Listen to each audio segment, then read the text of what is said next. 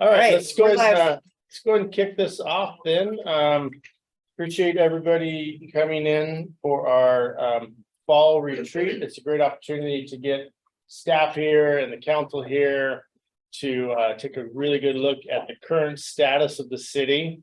And also to do, we're gonna do a preliminary look at the budget for 24, to talk about our capital facilities plan, to talk about just some of the big projects that we have going on in the city, not only currently, but where we want to go in the future. So it gives us an opportunity to all sit in the same room for the day and really get a lot of good work done. I want to say thank you to the staff, the clerks, and all the directors who have put a lot of time into the products that you're looking at today.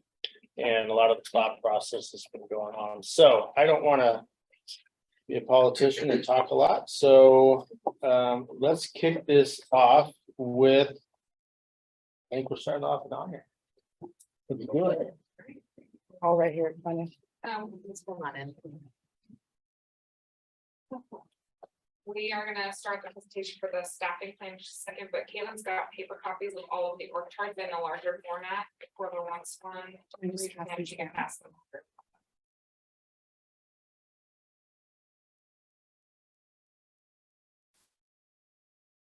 This meeting is going to be recorded. It's audio, so we're audio recording it on Zoom, and then whatever's being presented is being shown on Zoom.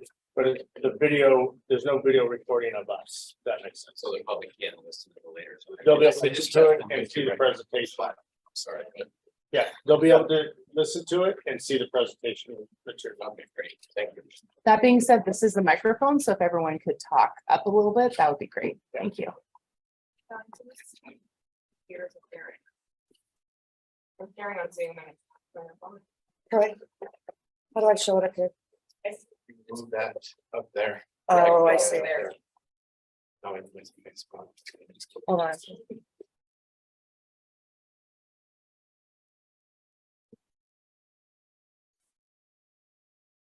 Everything should come on.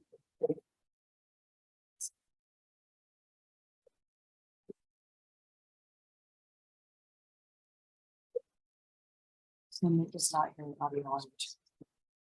I just tested YouTube and I was hearing it, so I also. Oh, there we go. Great.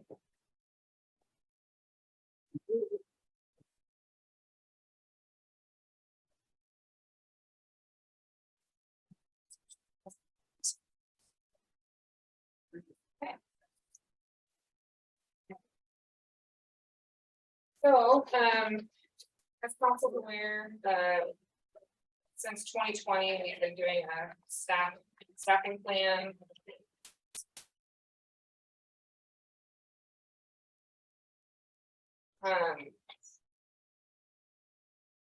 We've been doing a staffing plan since about 2020 we've been meeting with the department heads annually to discuss staffing needs and projections based on operational needs, maintenance, growth of the city, as we've been growing.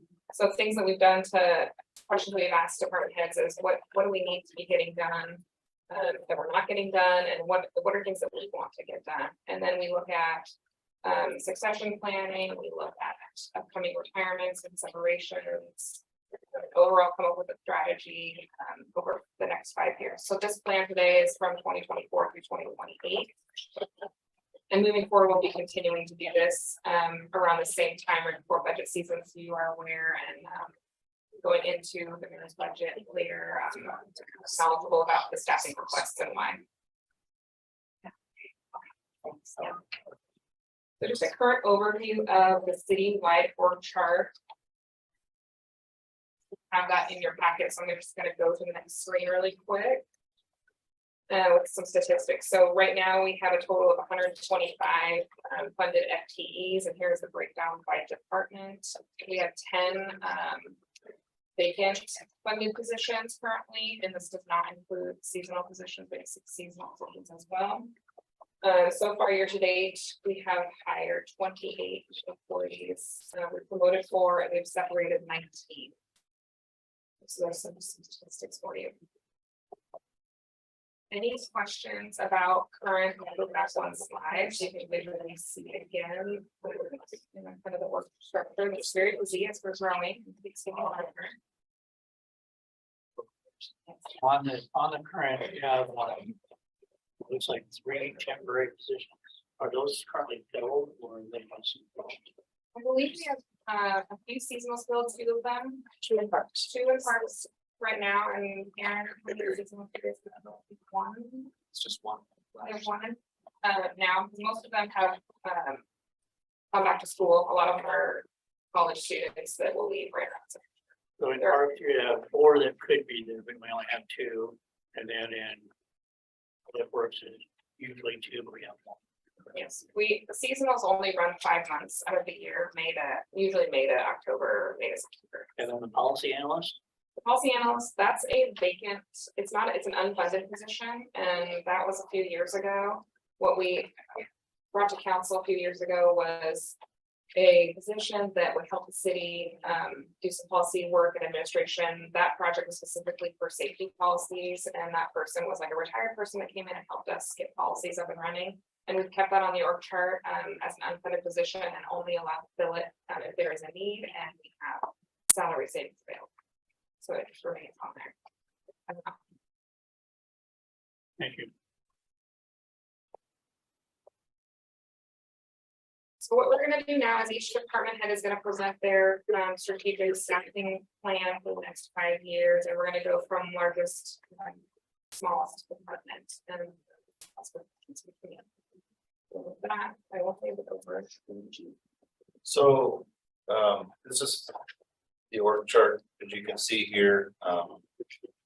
We are down right now 5 positions. We do have a promotion to a vacant sergeant's position that we plan on doing. We just got an assessment center done this past Monday and Tuesday. We got the results yesterday. So we will be moving into all the sergeant's positions being filled. Sergeant Hennon is moving into investigative services. As we grow, we are seeing a trend of public disclosure requests going up, and we have body worn cameras now. So in the future, as we look at that, is looking at adding a supervisor. Okay, there we go.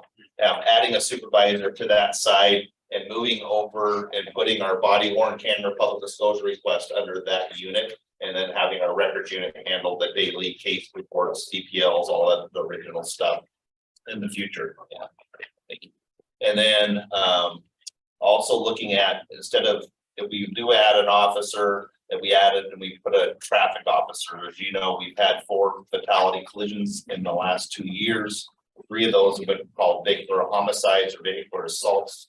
In addition to that, so having another traffic unit would be a request because of the increase of training that they need. I am the only one in the agency right now that can investigate a fatal collision involving a vehicular homicide because of my training.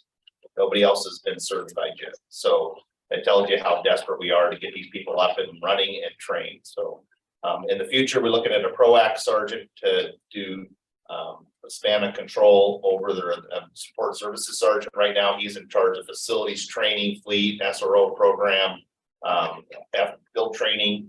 He's getting a little bit overwhelmed. So what we'd like to do is add a support services commander to manage those programs, allow him to be just the supervisor of the programs. And then 2026 added 2 additional officers to meet the growth of the city and legal requirements, legislation requirements with all the training we have to do. I sat in 8 hours of training myself yesterday to meet the mandated training requests that was going on. They just keep adding more and more training. And then in 2027 is looking to support the regional task force, because the regional task force for auto theft, violent offenders task force, and the drug task force are requesting additional bodies as we do it as a regional asset, because there's, with all the staffing problems that we do have, we all try to participate. And then establish, like I said, in 2027 to establish a supervisor and move my public disclosure stuff into one unit and allow them to work together with the evidence officer, because it's all connected. When public disclosure comes in, our evidence officers involved in it because the digital evidence and all that stuff, and keeping that streamlined. And then eventually adding an administrative assistance to support our support and services division, because we have an investigation unit, support services unit. And the support services commander, they'll need an assistant to allow them to do their work, so. Go back to the last slide. Just highlight really quickly, last year during budget discussions, it was the council's direction to add 2 officers if we can fill all the vacancies. We have not yet touched fill all the vacancies, so I did put those positions as a little shadow, as a reminder. The chief is not requesting additional positions this year for patrol, he's requesting an officer. So just keep that in mind. Just so I'm clear, so the 2 police officers In this orange color, in the orange color. Are you saying instead of, you still want to keep those there and then also add the traffic officer? We asked for, you guys gave me the authorization if I filled all of the positions to come back to you to do a budget amendment and do 2 additional officers. Unfortunately, I've hired quite a few officers, but we've had quite a few retirements. We have another retirement coming up in November. Okay. And so, and then another one probably pending right after that, so we're gonna lose 2 more officers, so I will be down about 7 officers. But the proposal is But to the keep proposal- those 2 there. I mean, keep Yeah, the, that would be great. But the traffic officer, is what's important because of the tag and the requirements of the training and stuff like that, so. I don't know, they were never in the budget, they were just said if we come back, we need to do it in a budget in a minute, so, got it. Okay, Yeah. okay, thank does you. that make sense? Yep. All right, there is no budget request for them for staff. Got it. And that there is no plan to put them in the budget unless that's council will. They were the placeholder that if a truckload of Yep. 20 cops showed up and Mhm. wanted to That's stop, one, that we had was a place right, for 'em. right, okay. So you're rescinding the placeholder. No, I think, We're gonna keep the placeholder there, so if that does happen, we can get. Yeah. Yeah.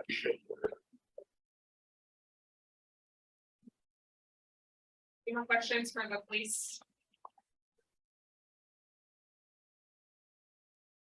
Moving on to public works. Aaron. Yes. Morning, everyone. There are a few additions to the public works work chart proposed for the 24 budget. One is a field supervisor in facilities. The idea is we have more facilities than we've obviously ever had.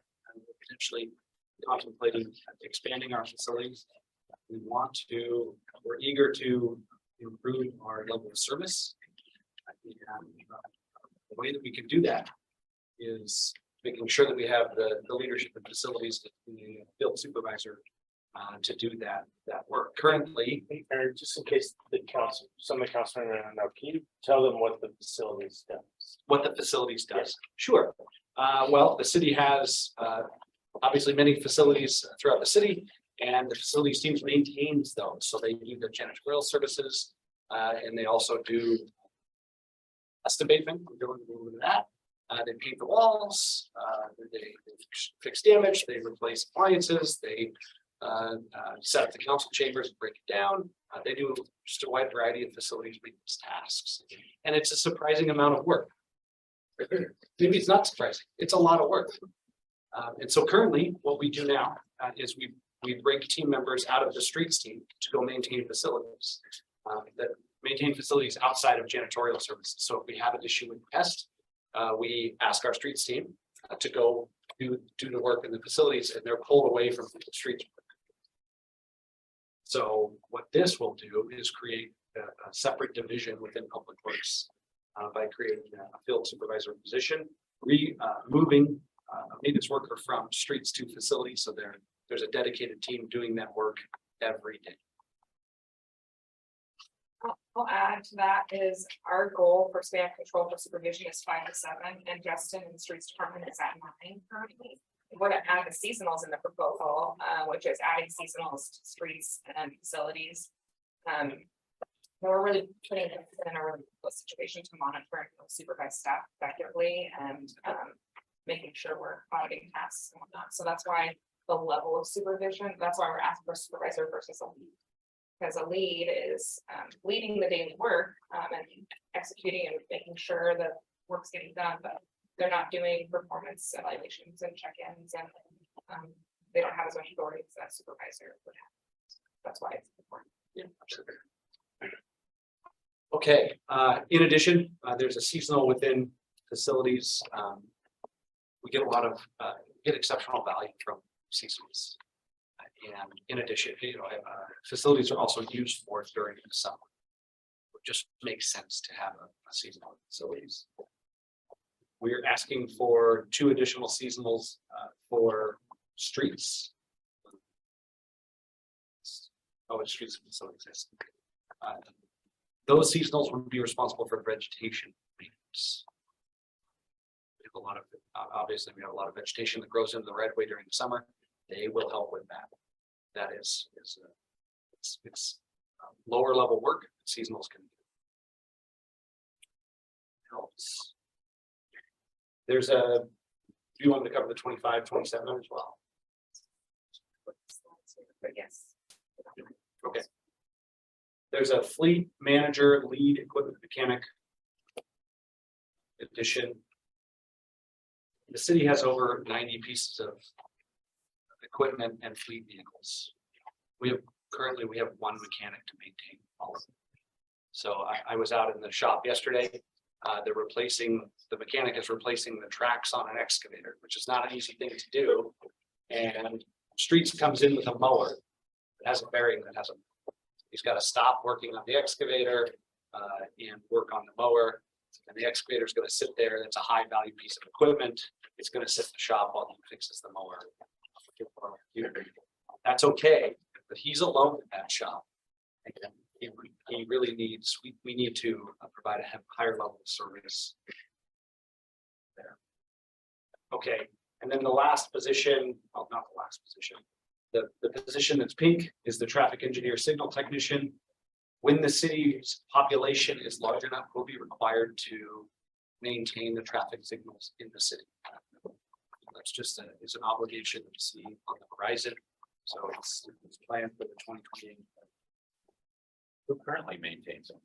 The county does. All of our signals in the city? Correct. Yeah, DOT does the highway signals. So how does that transfer take place? How does that transfer take place? You get street signals in 20th Street.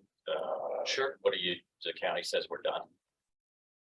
Essentially, yeah, I mean, there's a transition period, but essentially the county said, we're done, we're large enough to maintain your signals. There you go. Here's the Is technology. there any indication that that's, like, how do we know that's coming? How do, We hit 50,000. that's, Oh, great. Okay, We have a number. good. yeah. Yeah, Any idea what that cost will be? the cost for the signals. Yeah, to maintain this. I mean, they're obviously on a replacement cycle. Well, that's a really good question. I've been working a little bit with Troy on upgrading that technology, or at least considering upgrading that technology. I'll gather that data and get that to you. I wouldn't want to give you a number that's not accurate. Okay, thank you. Is there a cost to the city, or to the county for maintaining the signals? Yes, there is. We have an ILA with the county. They send us monthly invoices. It's not a high cost.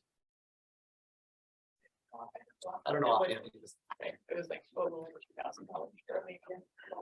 I guess along with that, Aaron, would be, I mean, are we required to take those over, or can we contract with the county to continue to maintain those? We could potentially do that. Yeah, I think that the city of Monroe does that. Yeah, I think so. Okay. I think. Okay. There is the potential to do that. Yeah.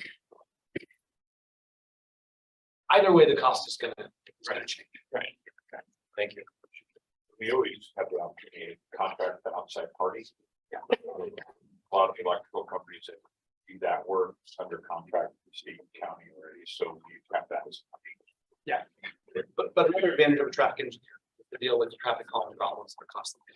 So you would have the signal technician in traffic that would be dealing with the signal, but the same person would be dealing with our traffic calming. Needs some attention. And you know, and I'm not saying it needs to be done now, but I think last year we had a light out at Market and 91st. And we were 4-way stopping it like a day and a half, wasn't it? Like it was a long time. That's just because the county will respond when the county comes out, right? So would a signal technician also to maintain the signals, the light signals for crosswalks? Would that fall under that? Yes. All right. Later on, I want to bring something up that we need to add. Okay. The last position is a to be determined position, and it's a deputy public works director. As the public works organization grows, a lot more leadership within public works. We have large responsibility for lanes, roadways, and facilities in the city. There's going to be a need for a second command in public works. Out on slide 8, it's up right now, it does say establish a senior roadway plan in 2027, and that, on that slide, we actually just filled that this year, so that's an error on there, but it does not reflect that.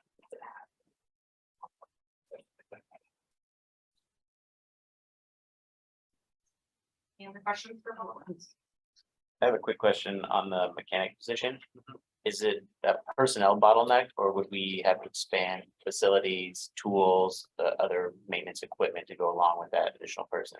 Really good question. I don't think we have a space needs right now. Okay. We have 2 vehicle lifts, plenty of shop space, we have some area to fabricate. Space is adequate. Something that digs at my mind a little bit when you say he's alone, is that a safety issue? For somebody to be in the shop working on equipment with nobody there back? When he's working, for example, when he's working on the excavator, he has somebody helping. So we do try to balance that. But if he's working on a mower, yeah. But that, what that means is we're pulling something from the field to help. Right. Moving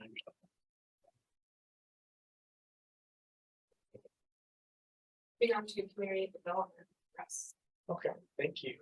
So we're going to try to keep the department fairly static over the next few years, really trying to watch our land supply so we don't bring on too many staff. But what we have seen is our development reviews are changing.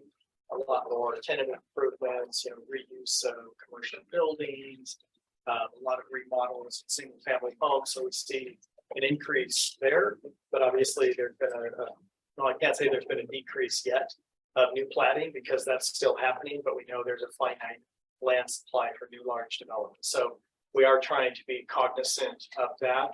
But what we have been doing is, and this has been over the last few years, really identifying internal candidates and making sure we provide some room for growth.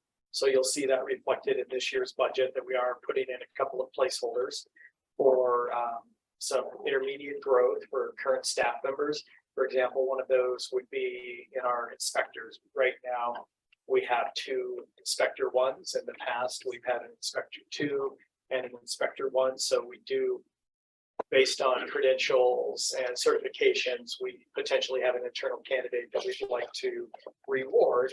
And then that helps with a little bit of the span of control for the building official, if someone can be there to make sure that all the inspections are lined up correctly for the day, act as kind of a lead, and take on some light plan review duties to support the plans examiner. So that's one example that we can do a low cost internal improvement.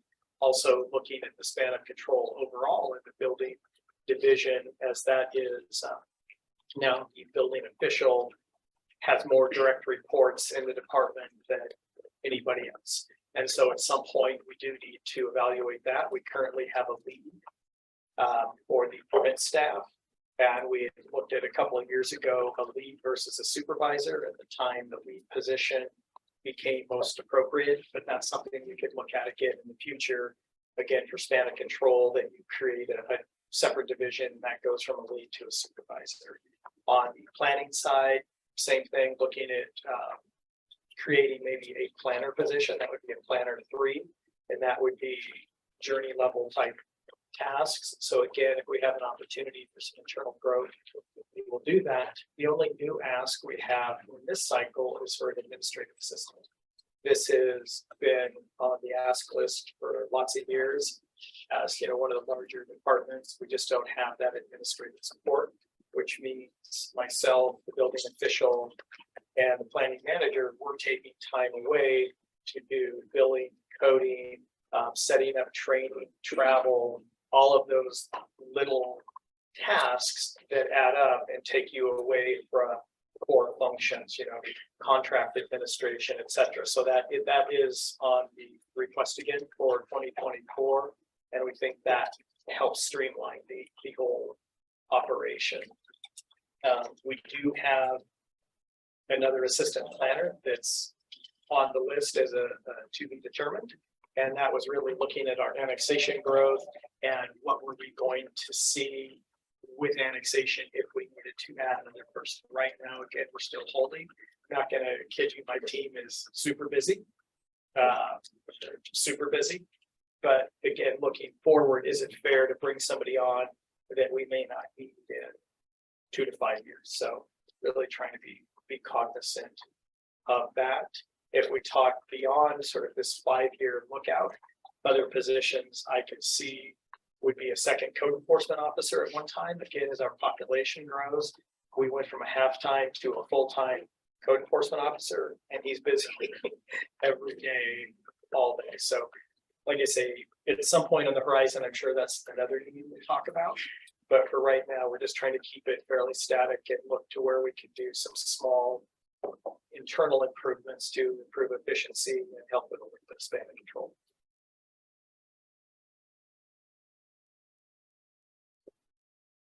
Questions for Russ?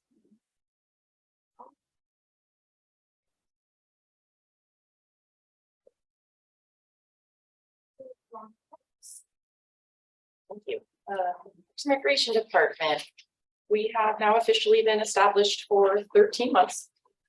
Over that time, we've done heavy analysis out in the field and crunched a lot of data. We didn't want to make decisions with budget last year, not seeing a full cycle and really understanding how the ebb and flow of work goes, as well as staff. With the analysis that we did in the field, we determined that we were 2.2 FTE short in order to keep up with the standards today that we would need to. That does not include seasonals. Of course, we are approved for up to 4 seasonals for 5 months. However, this year we only were able to fill all 4 positions for a total of 6 weeks. And so you have a large bell curve with trying to attract people and then keeping them, especially as you have to wait for summer and people are then going back to college. So it's really hard to fill seasonals for that entire time. But with that, we are asking for 1 park ranger and 1 parks maintenance worker for the 2024 budget. The park ranger was the preferred request from the field. The reason why is they would be able to more easily work the weekends, and then especially in the summer, the afternoon shifts when people are using the park. This could help promote better PR, getting to know, especially the younger generation that are continually in the park, encouraging good use of the parks, reducing vandalism. If we can reduce vandalism and negative behaviors in the park, we're alleviating the response from police officers and then the aftermath that the park staff are having to deal with paying to repair vandalism and the time that they spend on vandalism. With the crew worker, we would be asking to add 1. They would just be doing the normal functions of a crew worker, which involves everything from picking up trash, mowing, planting, light repairs on buildings, the normal repair stuff. As we start moving out towards 2025, the future staffing plan is all based on growth. We know next year in the capital plan, we have Frontier Heights 2 that's going to be completed, as well as the 20th Ball Field Trail that's being built out. We estimate needing another 1 full-time equivalent in order to cover that. As we continue to move forward in the future, we have Eagle Ridge Park, which is estimated to need a 1/4 full-time equivalent. And then if and when we ever do take over county parks, there would be FTE requirements there. That estimate would be 1 for Lake Stevens Community Park. Caballero would need a half-time, and Cedarwood may need a 0.25 although that could also be facilities techs. We haven't quite worked out the future maintenance of that building or the groundskeeping. So the 2.2 would bring us up to par for where we are today with needs. And from there, the future growth. One thing we did was we didn't include the overtime need of special events, but or weekend shifts. We know every time somebody has a day off on a Saturday, we're having to put out that overtime shift. For all overtime shifts, it goes out to both public works and parks crew workers. We share that equally, and due to that, we weren't able to quite break down how many hours are actually spent on parks versus the other things. We do share staff back and forth between our departments for things like lake maintenance. Every time we take the boat out, we have rules that require 3 people to be on the boat, 1 to operate it, 2 to do the buoys or remove hazards, to keep the workers safe. We do pull that from the streets and storm team as well. Would the park ranger have authority to trespass? It would be limited authority. Yes, they would be able to trespass. But of course, when you're not a full-time officer, it can be harder to demand a license and get compliance. And so they would more be PR gaining compliance through persuasion, and then would need to call for backup if they weren't able to resolve it. But usually with verbal judo, we have great success in talking. Sarah, cost benefit analysis, you indicated the vandalism. You have a dollar amount of how much vandalism occurred in our parks this last year. I don't have that now, but I can get it for you. We did build out a number of different codes with the support of finance, so that vandalism has its own line item now. And that only took place shortly after budget took last year. So there were a few months where items weren't moved over. Was it significant? I'm gonna have to look at the numbers. Yes. I think more than the dollar amount, it's probably the amount of hours spent in time. More than dollar. How Well, much? there is a cost to the hours spent, so I guess. It would be hours and Yeah, the hours taken away from the other maintenance. And often when we do need repairs, if it's something out of our specialty, for instance, the fence was ripped out at Davies. That took over a month to repair. We weren't able to recoup the cost from the person who vandalized. And due to procurement policy, it took us a lot of admin hours to get that done. I just, again, balancing park ranger, if we can alleviate some of those costs by having a staff person on site to do that, it makes a lot of sense. Absolutely, and I'm looking up vandalism dollars right now to see what we were able to code to it. It looks like from the time we started coding, it was about $8,000. And that was as of about a month ago. And that's just in the like Material repair material, that Right. doesn't include any sort of stuff. And that doesn't include if we contracted it out, that would be the stuff we did in-house. Well, you talk about a fence, I mean, we could spend $8,000 on a fence. What, it's gotta be more than that. That one was a contracted service. What happens is with budget coding, you have supplies separate from contract services. And so we would have to do a little bit of an audit, but I can bring those numbers back for the future. I just, it would seem to me we got vandalism going on in the restrooms, just general damage, to facilities, things of that sort. I would anticipate it's a lot higher than $8,000. I agree that it's just the numbers I have for that specific line item, but I can bring back Okay. more realistic numbers.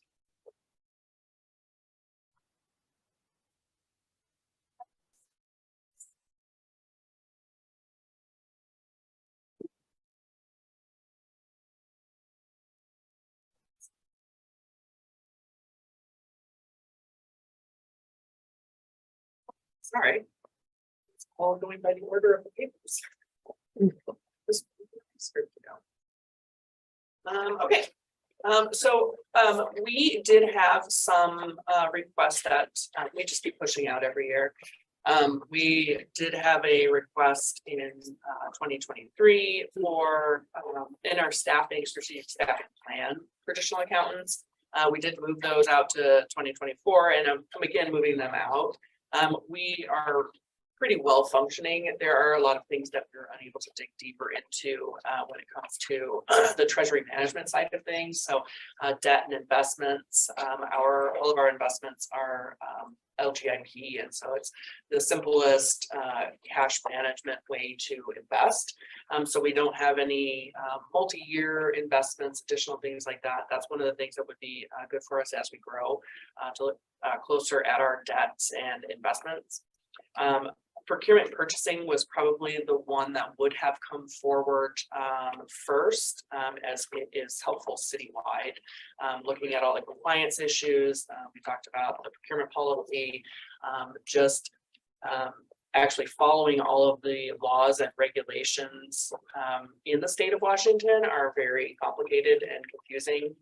Right now, our capital project grant person does a really good job of being that procurement person for us, but it really is a full-time job just to do that. The things that we ran into this year were their oddities. It's like it's prevailing wage. Does a contractor have to pay prevailing wage on a load of dirt? Well, it depends. Did they drop it off at the shop? Then no. If they dropped it off at the actual development or the project, yes. Same thing we ran into with like the lock people. If they change out a key to the lock, then no, not prevailing wage. If they change out the handle, yes, prevailing wage. It's very complicated things in Washington State, and so this is one of the things that we're trying to get a better handle on. I know Matthew is here today with us as well. You know him; he's our finance manager. He and actually Director Halverson have been working on updating some procurement policy flow charts and things to kind of help make these a little easier. But it is still pretty complicated. Council a couple of years ago did make it a lot easier for staff to do the business that they need to do. Because we're a code city over 20,000, council can make a lot of our own rules for things like professional services, that kind of thing. And so our purchasing levels are higher than in a lot of the smaller cities. They have to go out to bid for things that are, $10,000, whereas we don't have to until it's $50,000, things like that. So we've done as much as we can to be as lenient and allow business to actually happen in the city. But it is still a very complicated procedure, whether it's a public work or not. So that's one of the things we've looked at. Another one we kind of talked about again this year is budget analysis. We have a pretty robust budget at this point. We're growing, obviously adding departments, adding divisions, and it is difficult for me to handle everything that's coming in and keeping track of everything. The budget analysis person could help with community outreach, doing surveys, looking at what is the community needs, bringing that in a little bit better. We really don't get a whole lot of community input on our budgets. We kind of talked about this year using Zen City, but we need, what are the questions we need to go out and ask? What are those kind of things?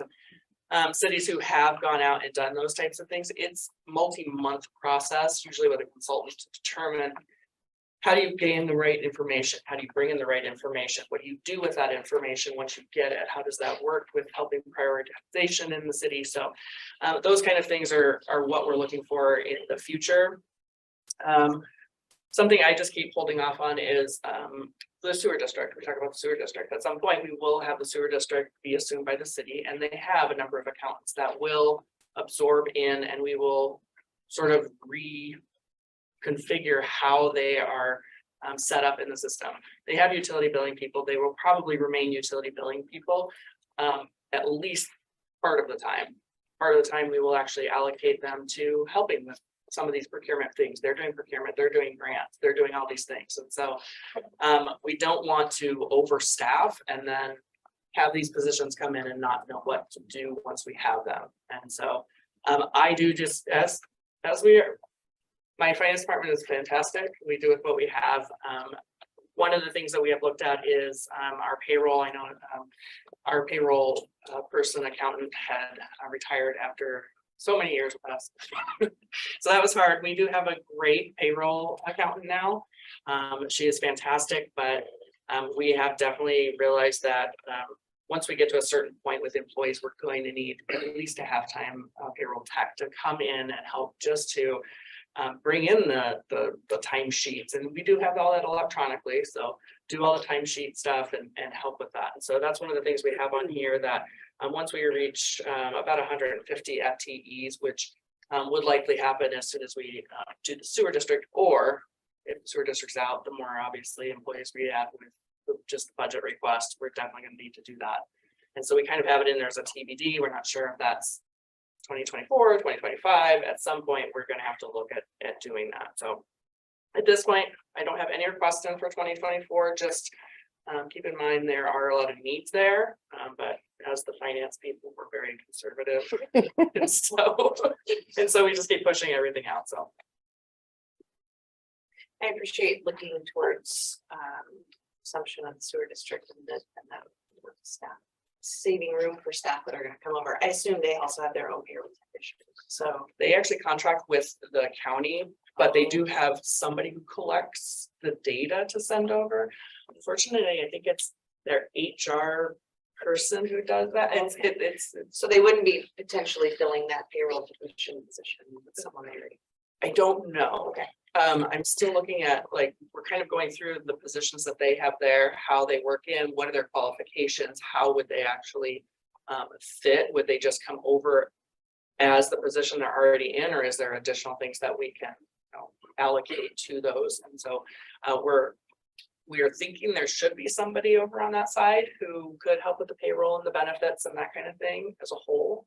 But again, it's still a little unknown. So who takes care of our inventory control and asset management now? Right now, Matthew and Adri are sort of in charge of the upper level. When it comes to actually doing annual audits, the departments do their annual audits and then, or do their annual inventories, and then we go out and audit them. So it's just done by the staff we have. When Barb speaks about payroll, remember you've got sick leave requests, and vacation requests, payouts, all that stuff goes through that payroll department.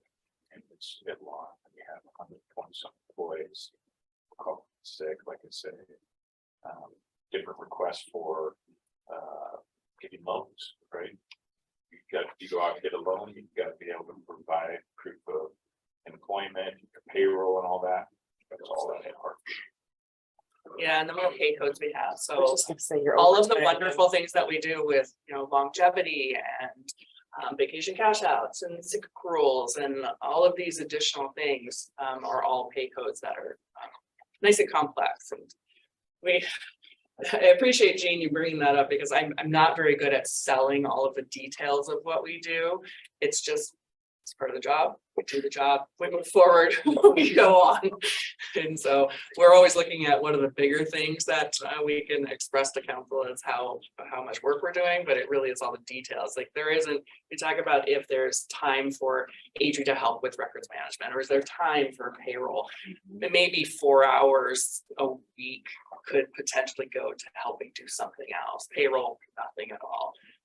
We've got Jessica doing a lot of stuff right now, doing capital projects and like I said, procurement and everything else on top of it. And we do really well, but we are, you know, we're starting now looking at grants, the federal requirements for the federal grant we're coming next year. So we haven't had a big federal grant. So it's like, we're starting now. What does this look like? Let's get prepared. Let's get organized. So when it happens, we're not caught off guard. And so it's a lot of compliance in finance for us. So. I will add that another one is the contract administration. Currently, we have 3 agreements and the employee handbook is not represented. And every time there's a difference of benefit or longevity or specialty pay or group, that's an extra thing that payroll then has to execute or audit. And so what we have been trying to do the last 3 years and each cycle of contract negotiations is try to bring those in alignment. And so it's less complex for payroll. And so I think police is a different animal. They've got lots of specialties and lots going on all the time and moving in and out. But I mean, as far as like Teamsters and the Guild non-commissioned, we've been trying to align those.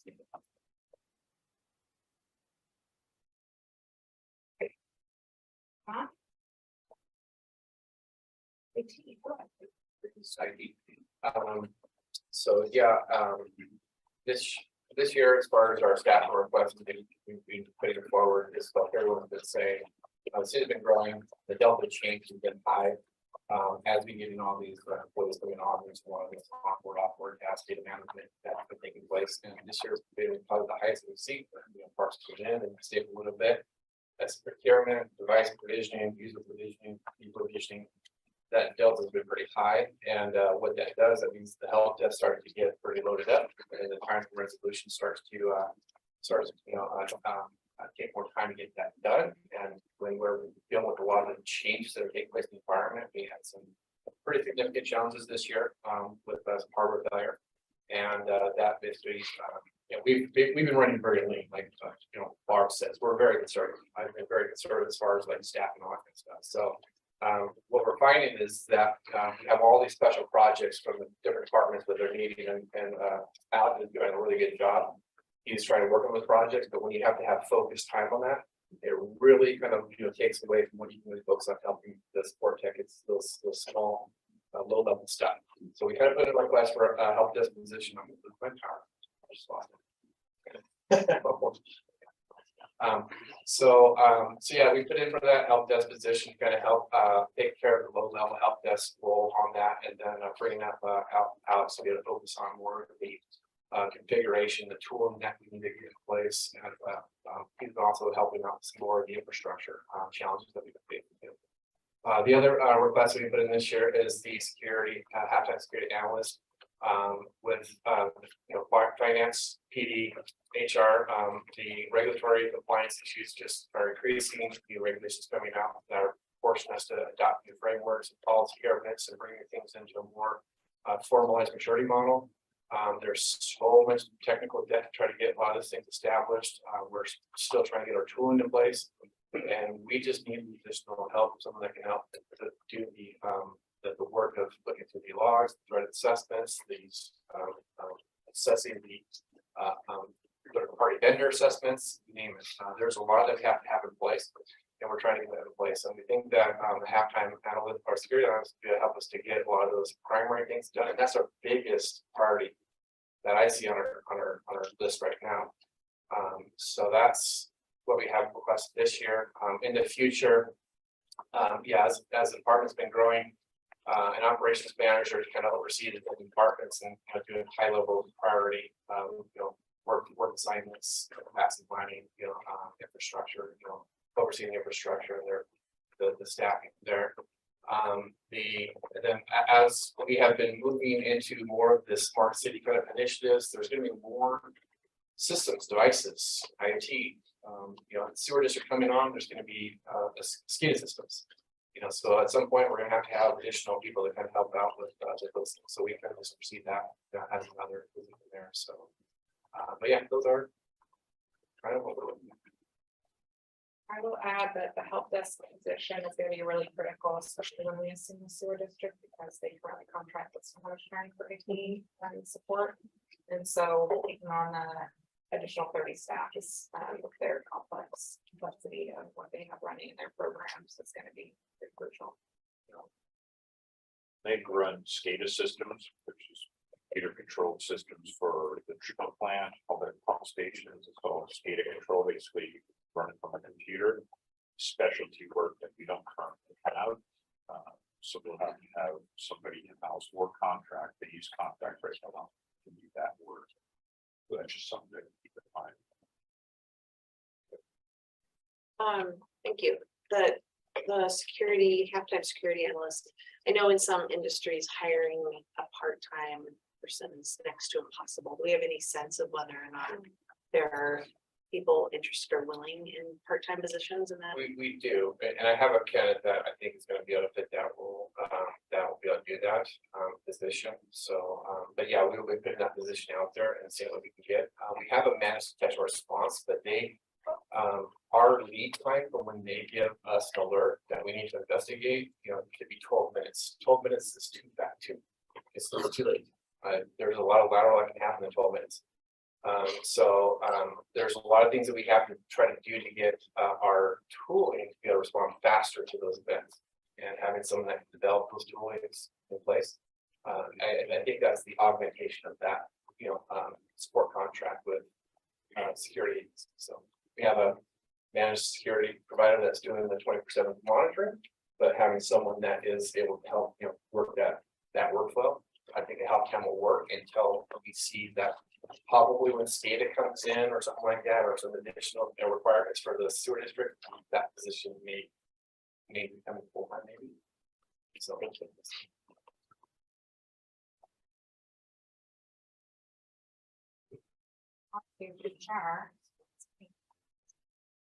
So in HR, the biggest gap we have currently is training. And how I'd like to address that is adding a safety / training coordinator.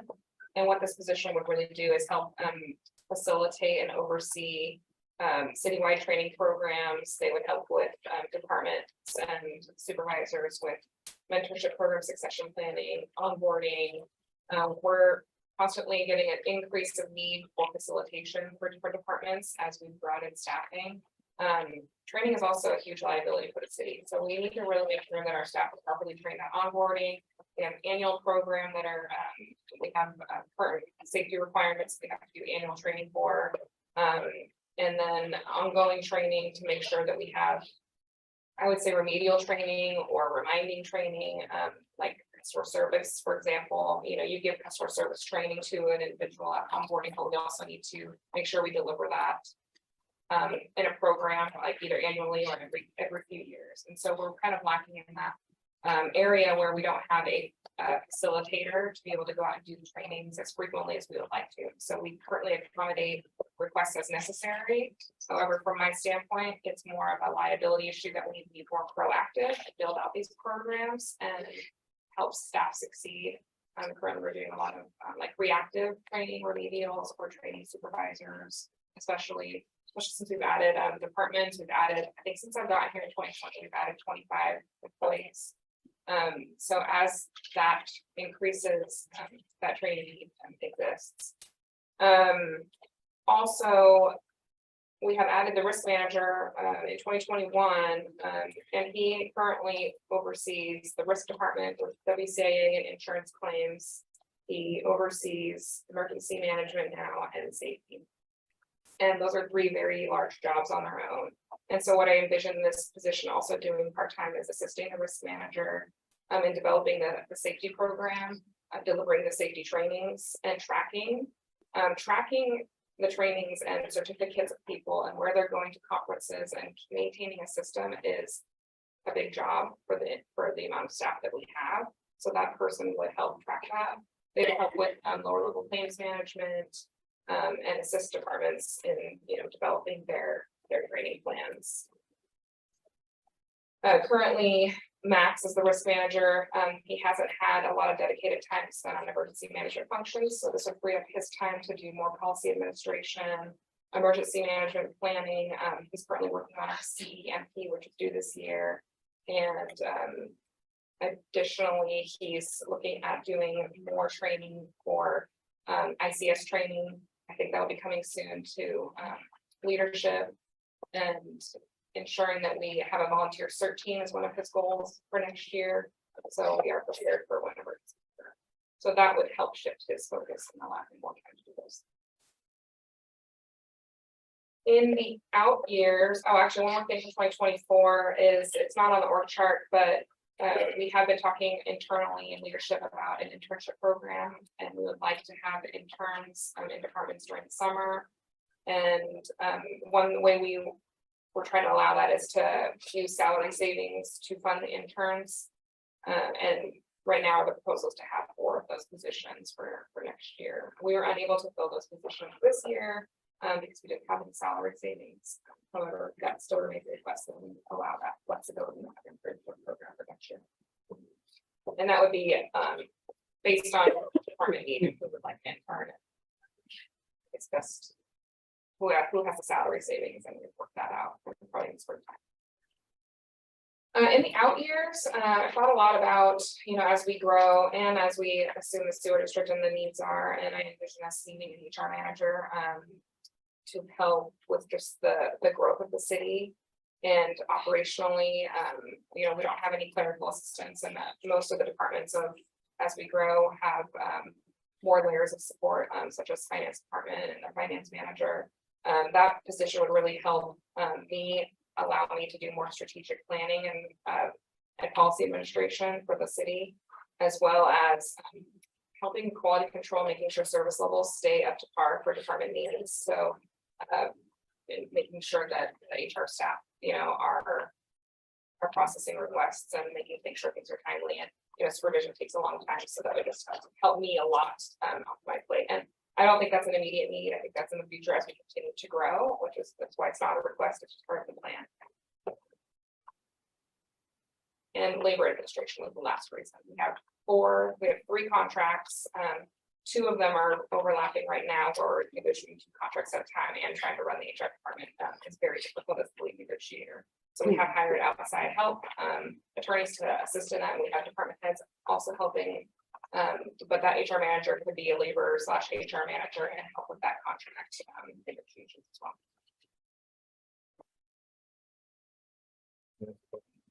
As far as the internship, if we don't have any staff saving for internship, is there a way to kind of fund that position just in general? I mean, we've got a lot of field data collection, that data cleanup, and that is a perfect candidate for these internships, and we sorely need it.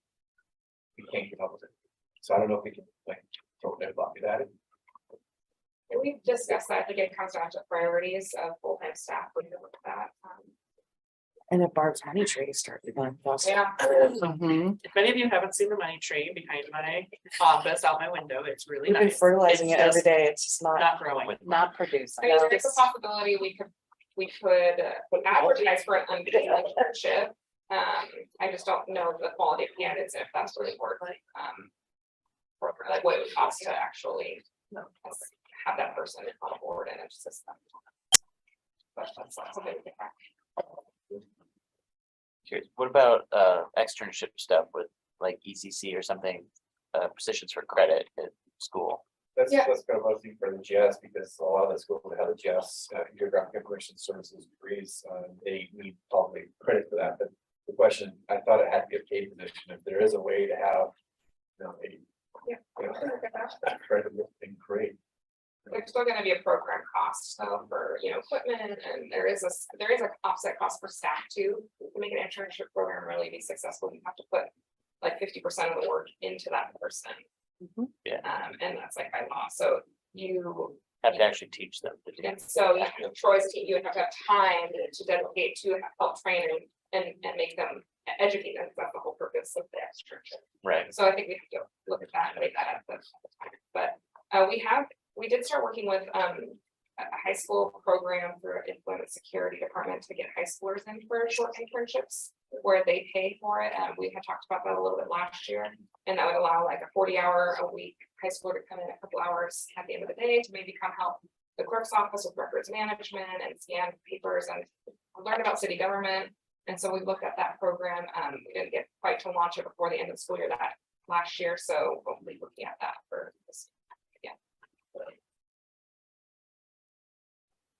Any other questions? Just want to touch on the emergency management side of things. We currently contract with the county, but it's a big deal. We have a natural disaster like Stevens. We need to be prepared to take care of our own. Because the county's not going to come sweep in. They don't have the personnel. And so what does that mean to us? We mentioned the CERT train, community emergency response teams. And that's the community come in, get trained on how to do various tasks like windshield surveys, for example. You grid off the city and one team goes and does a windshield survey, drive by, sees if homes are collapsed, all that type of work, right? You report back. Our teams internally haven't had that training, how to lift loads with levers and things of that nature in case somebody's, had a wall fall or anything like that. So that's the training we're talking about. And it's a big deal. And a lot of communities are further ahead than us, but we're going to get there. It's our goal to be able to take care of our own.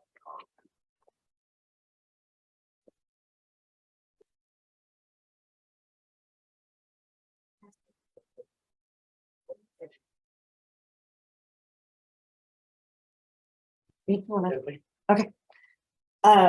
It's always a little awkward when you're talking about your own position.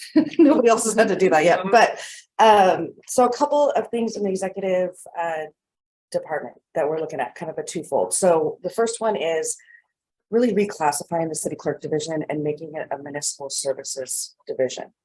One of the things that I've seen that I think we really need here is to bring together all of our communications and customer service into one division. So this would be taking the 2 receptionists out of another department, taking the community specialists out of another department, bringing it all into municipal services division so that we have one centralized customer service division, one communication division.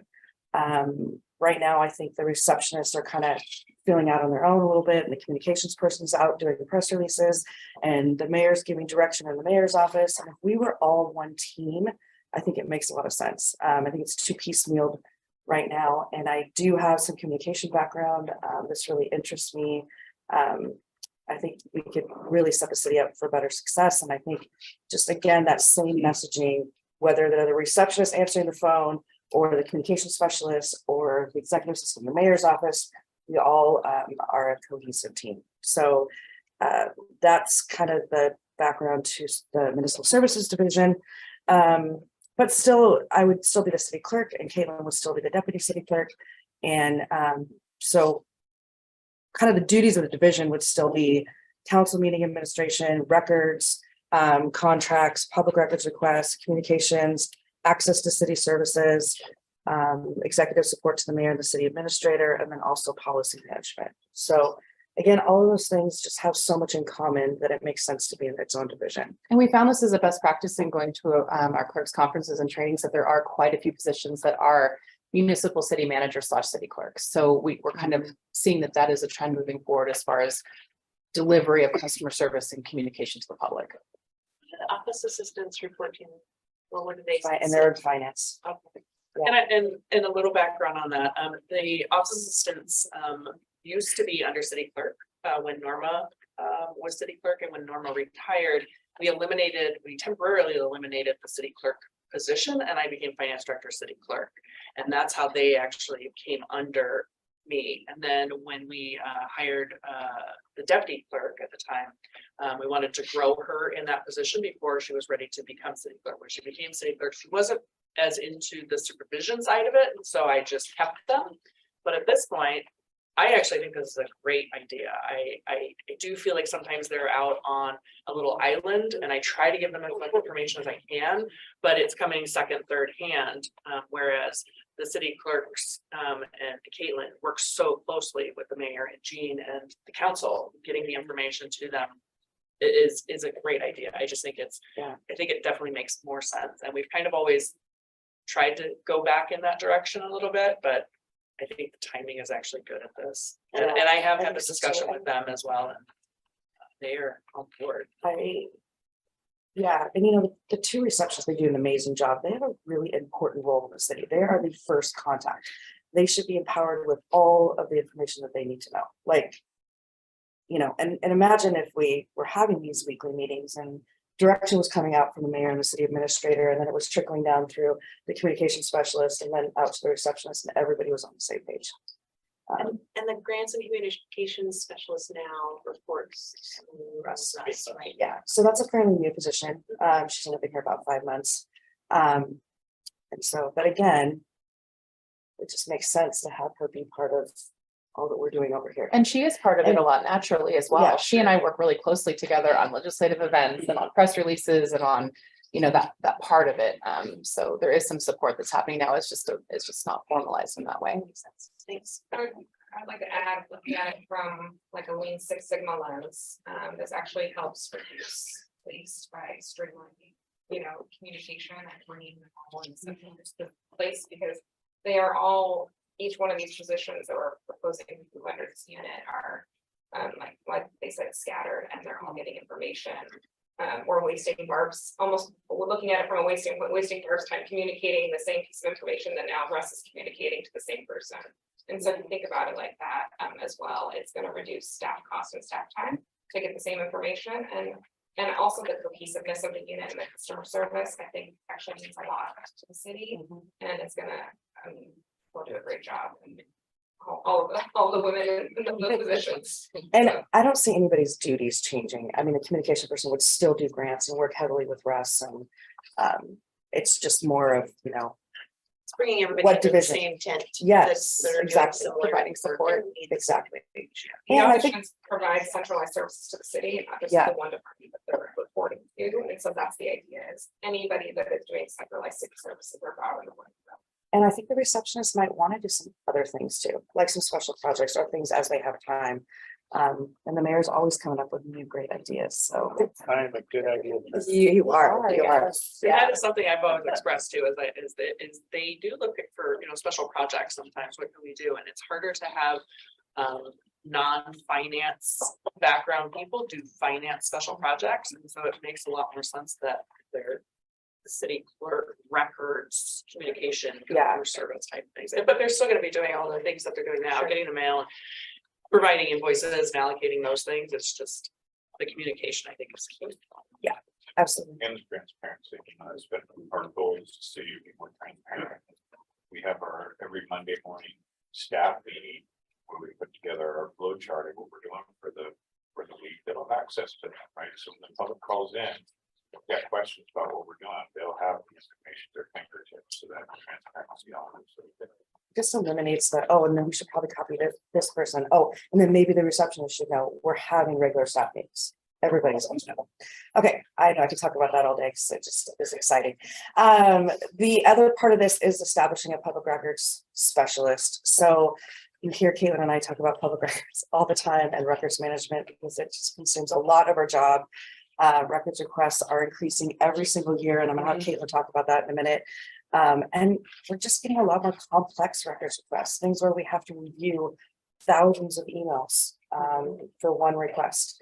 And it is taking a lot of time, and what it's taking away is time to really work on our citywide records management, which is what we really need to do. Like, we need to get things cleaned up and get our house in order. And I think we've been bogged down a bit with a lot of records requests that legally we have to respond to in a certain amount of time. So bringing in somebody else to help us with that citywide records management system for the city, working with IT as we're transferring everything over to SharePoint. Eventually, maybe an exciting day of not having any paper anymore, going digital, cleaning up what we don't need anymore, and then also just the help on the public records request side. So I'll let you talk about the numbers. If you want. Yeah, we pulled some statistics from our past JLARC reports. We went back to 2019.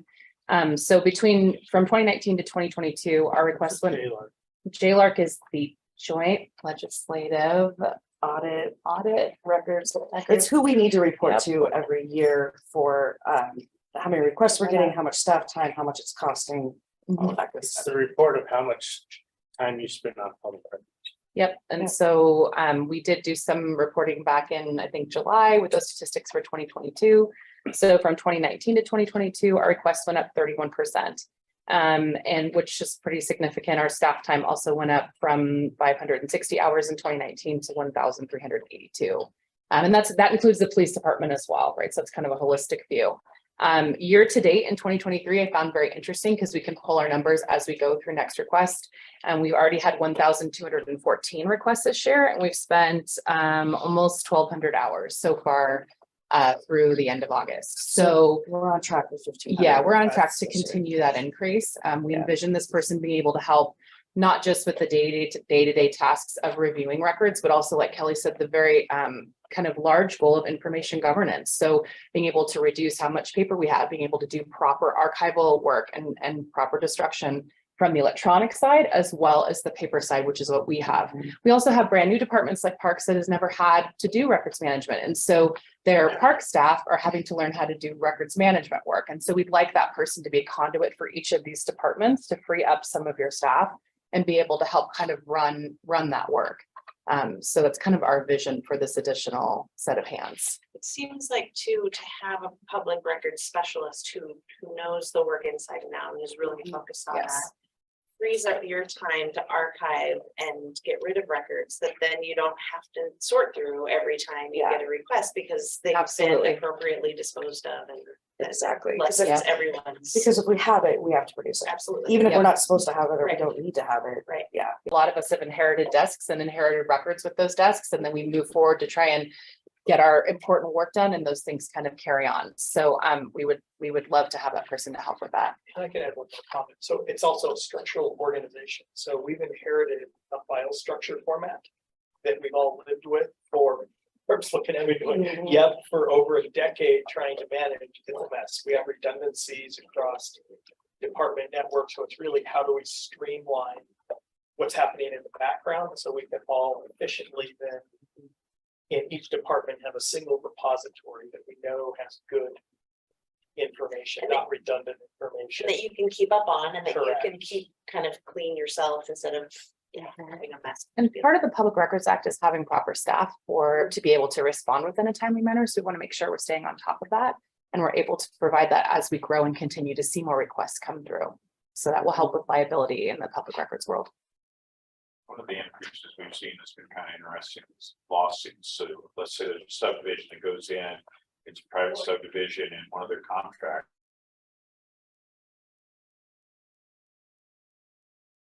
to sue them, their attorneys, instead of going through the discovery process, which is a legal process, they'll put in public records requests. So we're filling public records requests for private lawsuit. So they don't have to go through the discovery process and we spend a lot of time doing that. We had one out of Snohomish this year for thousands and thousands of items of discovery Yeah. that we ended up having to find an IT solution to transfer that much information. And it really was us just being pulled into that lawsuit. So that was something we had to respond to. We had legal deadlines and we had to put everything else aside.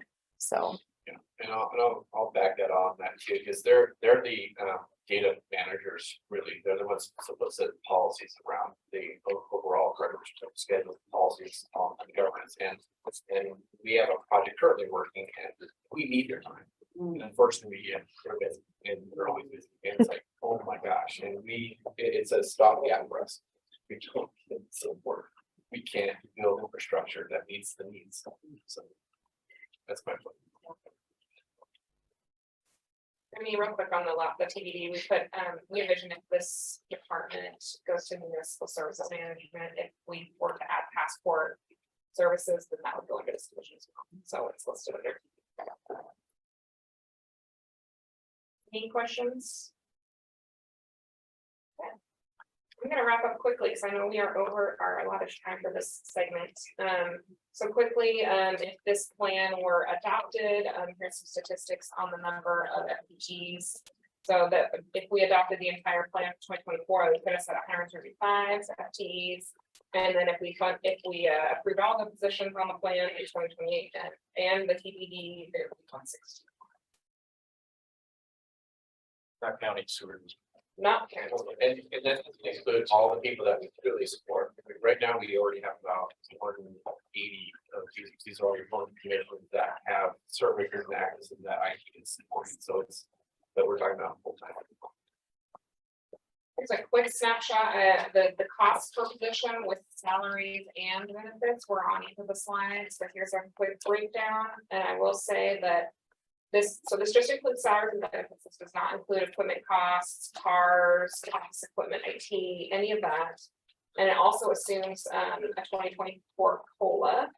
And this is also a 1-year salary impact. So what you'll see later in budget requests, you'll see a Q2, like I want to start this position in Q2, and that's why the number will be different. So don't worry about the numbers maybe not matching. These are approximate estimates for a full total year.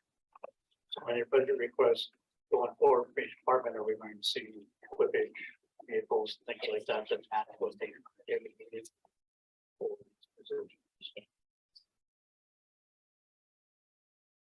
So the difference on there, we got total cost, you got general fund, and then you got the permanent generation fee. The big deal is the facilities field supervisor. Right? That's not being paid for anywhere. I mean, it's not a permanent. Oh, sorry, I didn't move there.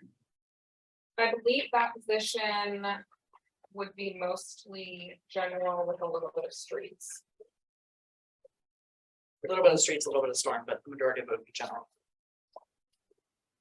So you're looking at an impact of probably 850,000. Back to Aaron for a second. Aaron, on your APWA certification, how much more time are we going to be spending on that this next year? Staff time. A fair amount of time. I think we're gonna go through the audit process by the end of the year. So between now and the end of the year, hundreds of hours. Next year in terms of implementation of several hundred hours. Next year? Yeah, just sort of rolling this thing out, making sure that people. Policies empower EMS and they're Any idea what this is possible?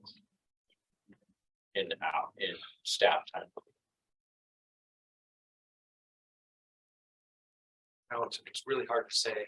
I mean, if you're talking hundreds and Between, hundreds of hours. probably between 15 and 30,000 hours. Dollars or hours? Dollars. And this is going, Likely. multi-departments are contributing to this, so we have to really pull how much time each department has. Put policies, procedures together, get most of Max, get to Power DMS, so So- it's. Unfortunately, we did not track that starting. So Aaron, roughly a week, what do you put? Right now, Hours 4 to 8 hours a week. in staff. In my time, in terms of staff time. What about Probably Max? Probably at around 40 hours. Between all staff. Yeah. When we started this process, I think we were figuring about a year to get this done, right? Now we're on year 3. Next year, No. is year 3. 2 years. 2 years. Second year. Yeah, 1 second. And we'll go, like I said, we'll go through the process by years. So the next step is December. We have some folks come in. Yeah. See where we're at. Let us know our deficiencies. Fix those deficiencies, and then next year is kind of that implementation process of all the stuff we put together as far as policy. And then after that, accreditation. Is there a, other than the safety issue and the process issue, does that create a decrease in liability in the sense of insurance or anything? No, we've asked that question of the insurance board, there's no savings. But it really does, it does make our crews safer. It makes the public safer. And it does. There's also like, I mean, I think that probably the biggest benefit that I see of it is it forces them to kind of think about business processes and getting things matured and that, and where everyone's trying to go is making operational efficiencies, and that's where we're all trying to go. So I think that's the biggest benefit, because when we had systems like this before, we had a single person that was trying to maintain this asset management system, they left, and that knowledge dropped. All the processes and procedures gone. So we have to get this canonized, and we have to make sure that it's supported going forward. So It really is a great program. You know, we get a new employee, for example, we get a crew under one. We'll assign them the. All right, we are back. Let's kick this off. We are gonna get into a discussion of City Hall space survey and our current facilities analysis. Russ, you are up. Okay, thanks, everyone. So you just heard about what staffing do we need? So we're gonna talk for the next couple of hours about, well, how happy are our current staff and where are we gonna put future staff? And then how does that compare to other facility needs that we have? And it'll have some financial data, needs data, obviously, and just try to walk you through this entire picture. I will start off by apologizing.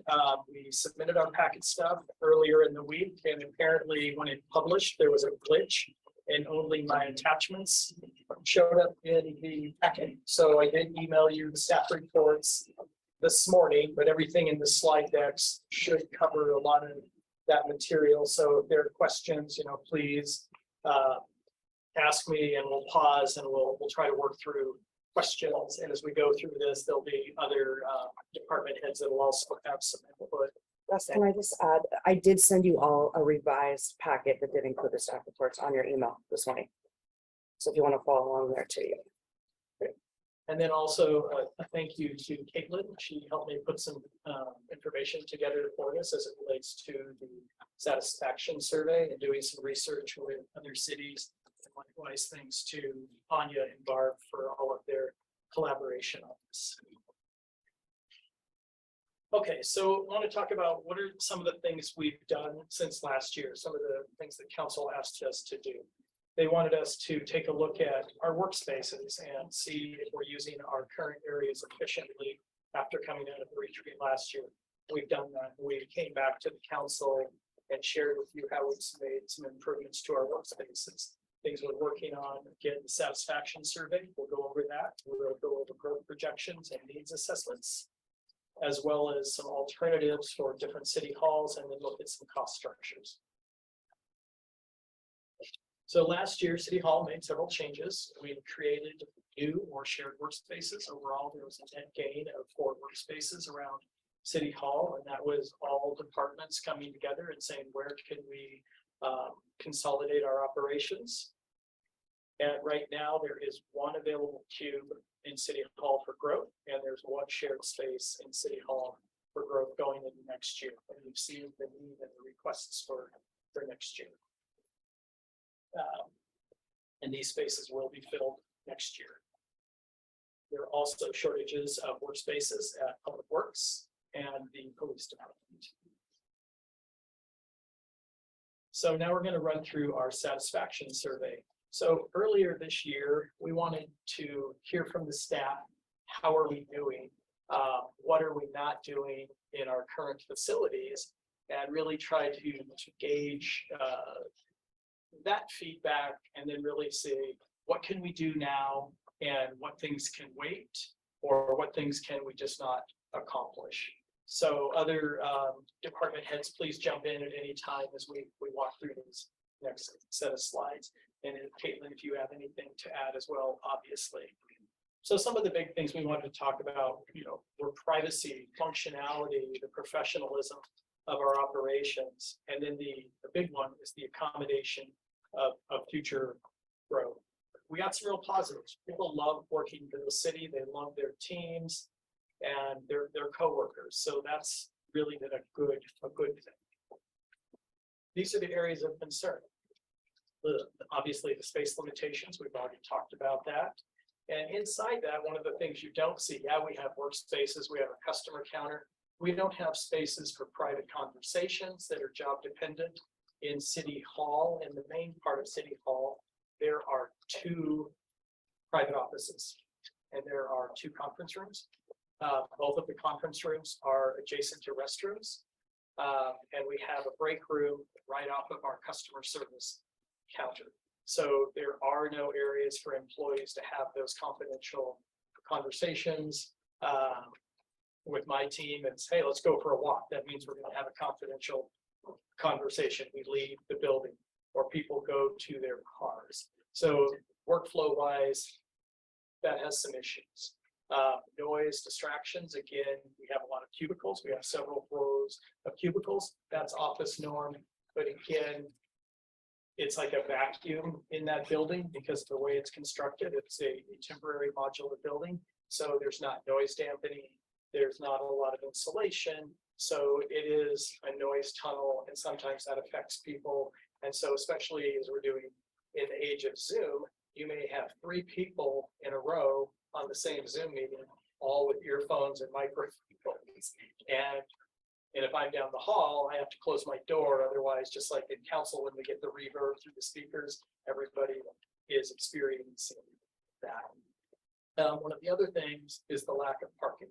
And I know this isn't new to anyone here. Council set some objectives for us to grow our downtown and add amenities. We did that, and it's created a conflict, and that's okay. That means we've been successful. But on the highly utilized park days during the summer, market days, parking's a premium. And then obviously the limited opportunity then to grow our departments to meet the needs of the community as we've gone to grow to the 4th largest city in the county. The level of service has changed. Okay, based on the areas concerned too, is in IT, we often are receiving full equipment as well as when you're full things out the environment. Oh, we're going to talk about that one. So it was your area of concerns. I was making sure that we're saying that's a concern. So some of these were ranked just in general satisfaction. Some of the items we've already talked about, so I won't spend a lot of time, but we just ask people to rank these like you would do your Yelp rating. Give us some stars. How are we doing? So you'll see the ability of concentration, confidentiality. Those are scoring low. Generally, people are pretty satisfied with their individual workspaces, but then space for collaboration again goes down. We do have a couple of office space or conference rooms, but they do have some limitations. Some of those are environmental controls. The main conference room is the farthest point away from the AC or the heat source, so it gets heat and air not very consistently or very well. So we're working on some little workarounds, but there are some limitations.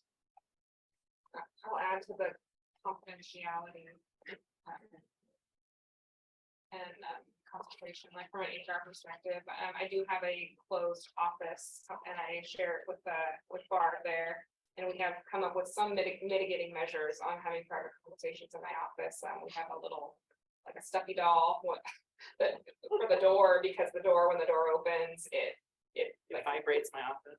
well, that and it's the noise, and then I have 2 noise machines in my office that I'll have to use, but you can still hear when an employee wants to come talk to the HR director. I usually have to go for a walk, or when they do come in, the business is known. It's not very conducive to having like some private HR conversations and with supervision. So we have a lot of supervisors who try to have the directors have an office. Or we have some supervisors that are in the cube land, and so then they take their one-on-one meetings into a conference room. But we know the conference rooms aren't soundproof either because voices carry, and basically nothing said in City Hall is confidential. So we are forced to take phone calls outside, go for walks, that kind of thing. I love my office when Anya's having conversations in her office because I can hear them and don't want to be part of them. So I just leave or put on headphones.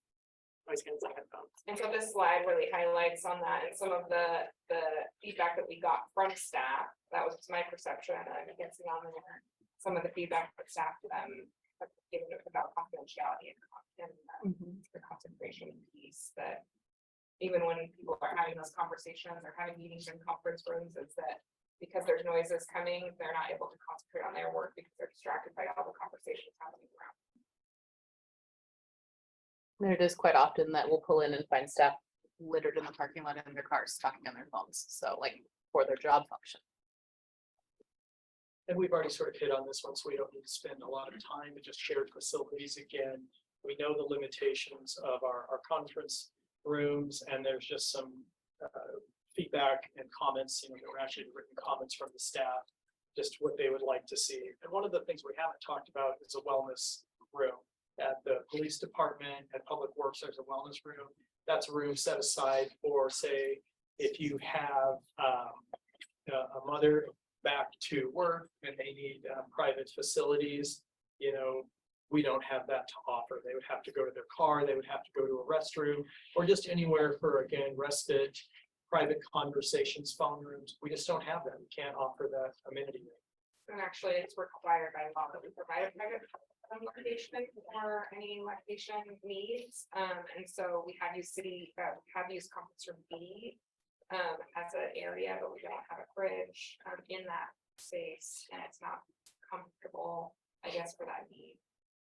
Additionally, we've been talking a lot about just general wellness and well-being of staff, and the Public Works and police department's wellness room is a space that also allows space for staff to go to have a break mentally from their desk, when they go, not necessarily eat food like a break room, but to rest in a comfortable space in a dark break room, white noise machines, etc. And with the break room, we should talk about that.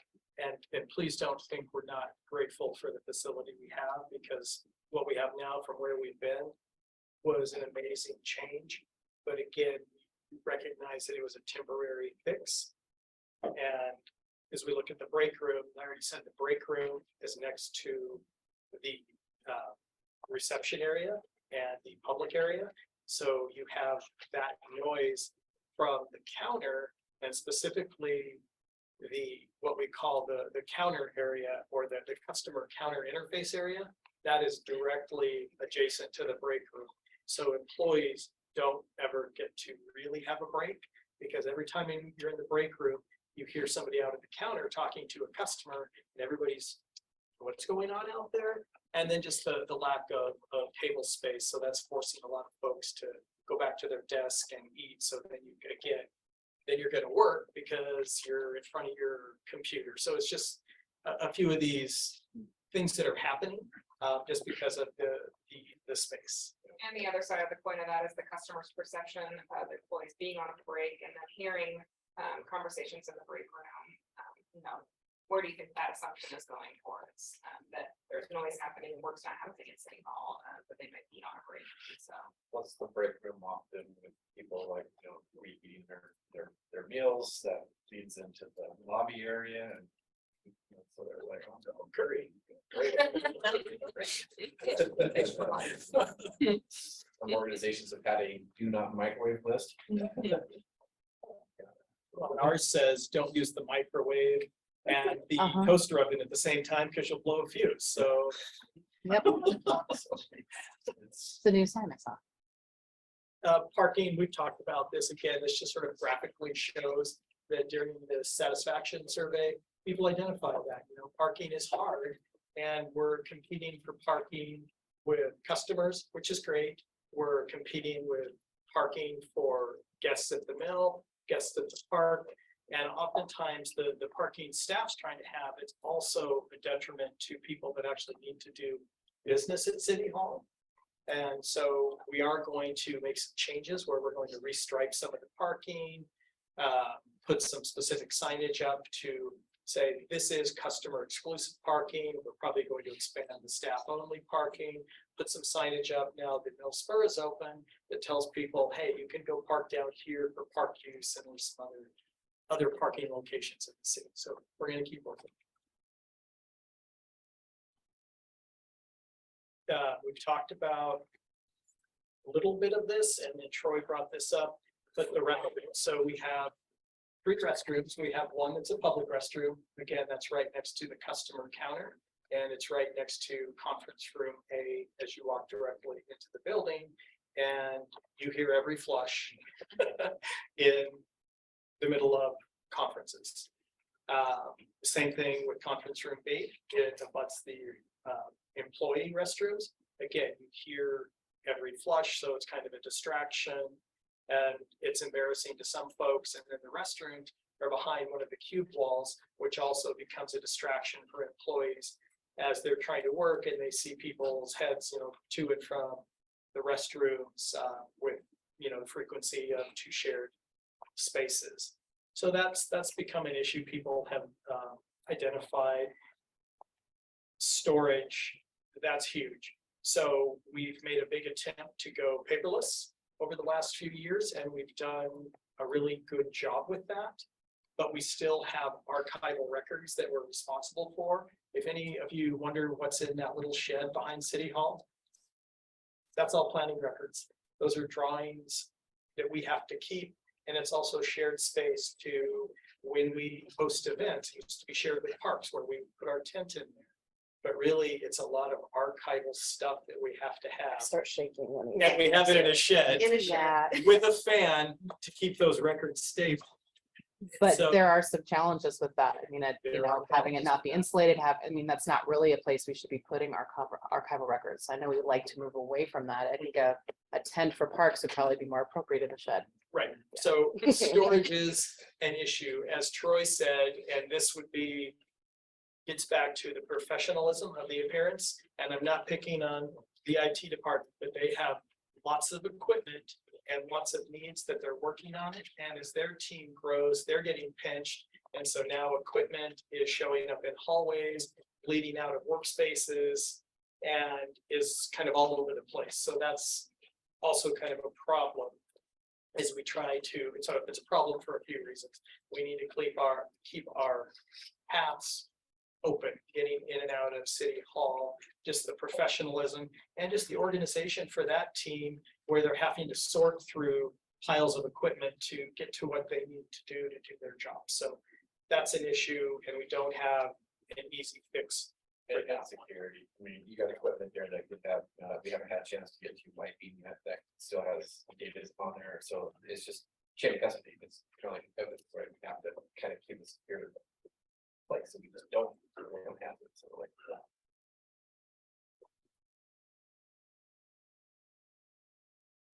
Okay.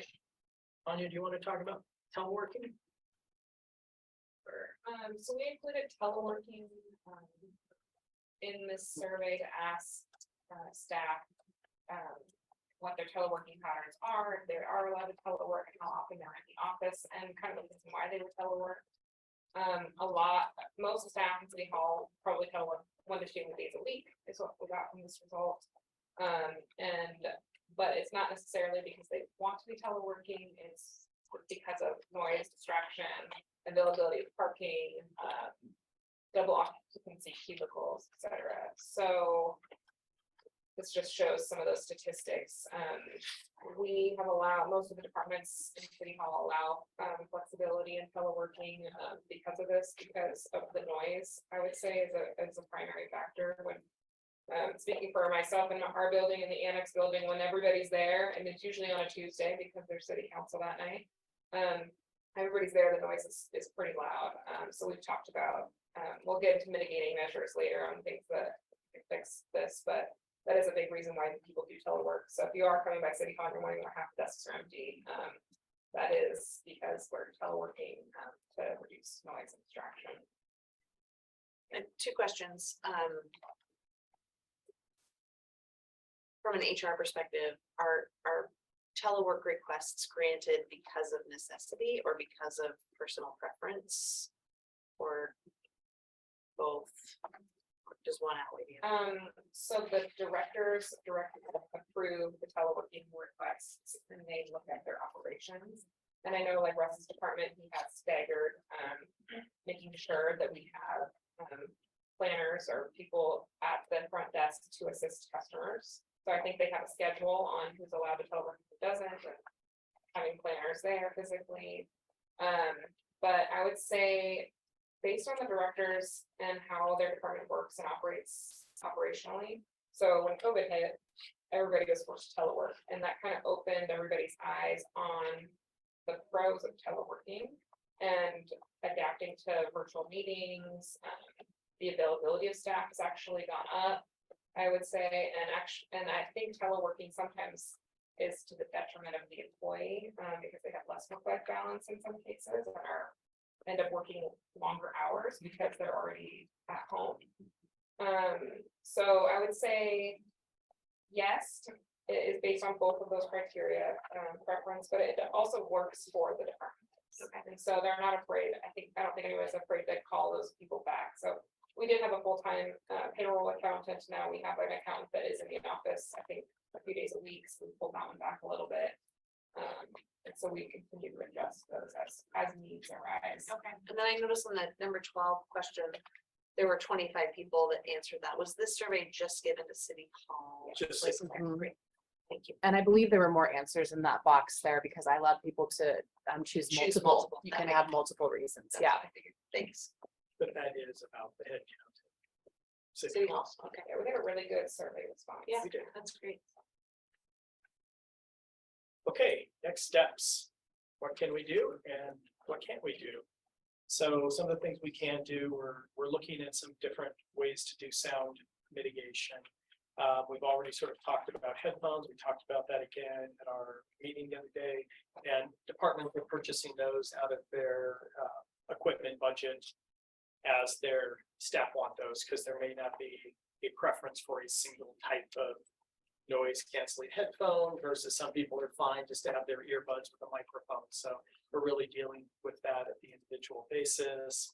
We are considering ordering some sound panels. These are decorative sound panels that go outside of the restrooms and in between the restrooms and the conference rooms.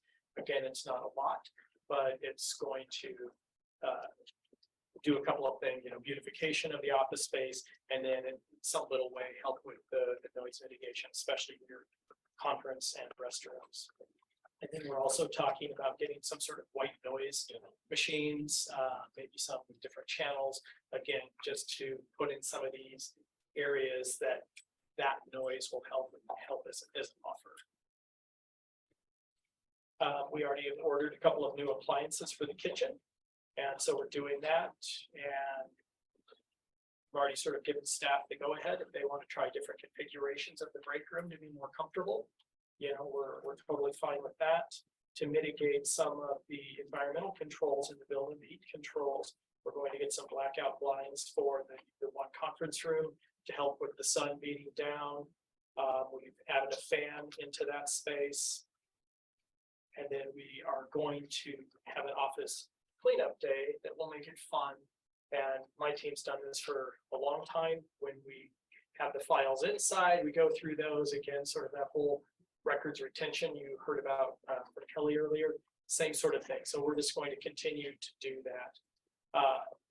Some things we can't do. In the satisfaction survey, there were some comments about, can we put walls up? Can we cut new doors in the building? And the answer is no. They're portable buildings. Those are capital construction costs, and that's going to actually diminish the value of these buildings rather than be solutions. So those are things, no, we probably don't want to do that. And then I already sort of talked about some of the parking changes we can make, we will make. So we made some decisions on that. Aaron doesn't know this yet, but we'll be touching base with his facilities team to do some striping and to get us some signs. But all these little things we want to implement that we can do to make it a better place. But then again, we know we're looking to the future. Another thing, is education. We're trying to come up with some fun, informational flyers we can put out there and send staff on meeting etiquette and suggestions and break room etiquette. And, I think we are in a lot of people in a small space. And so putting out some just kind of fun kind of little flyers for the staff so they can recognize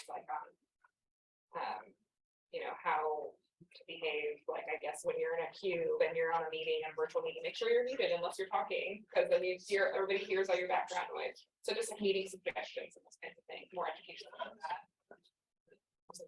As well. If you look at the glass door for the break room and kind of keeping that thing closed as keep the smells out and noise. No, we really haven't returned to that idea yet. That's something that we could do. It's a solid door into our break room, but we haven't looked at that. That might be something that's just not worth the cost at this point.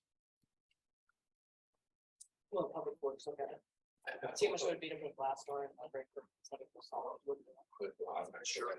Good look at it. Yeah, it's a good service for less than $1,000. Citizen view, use citizen view.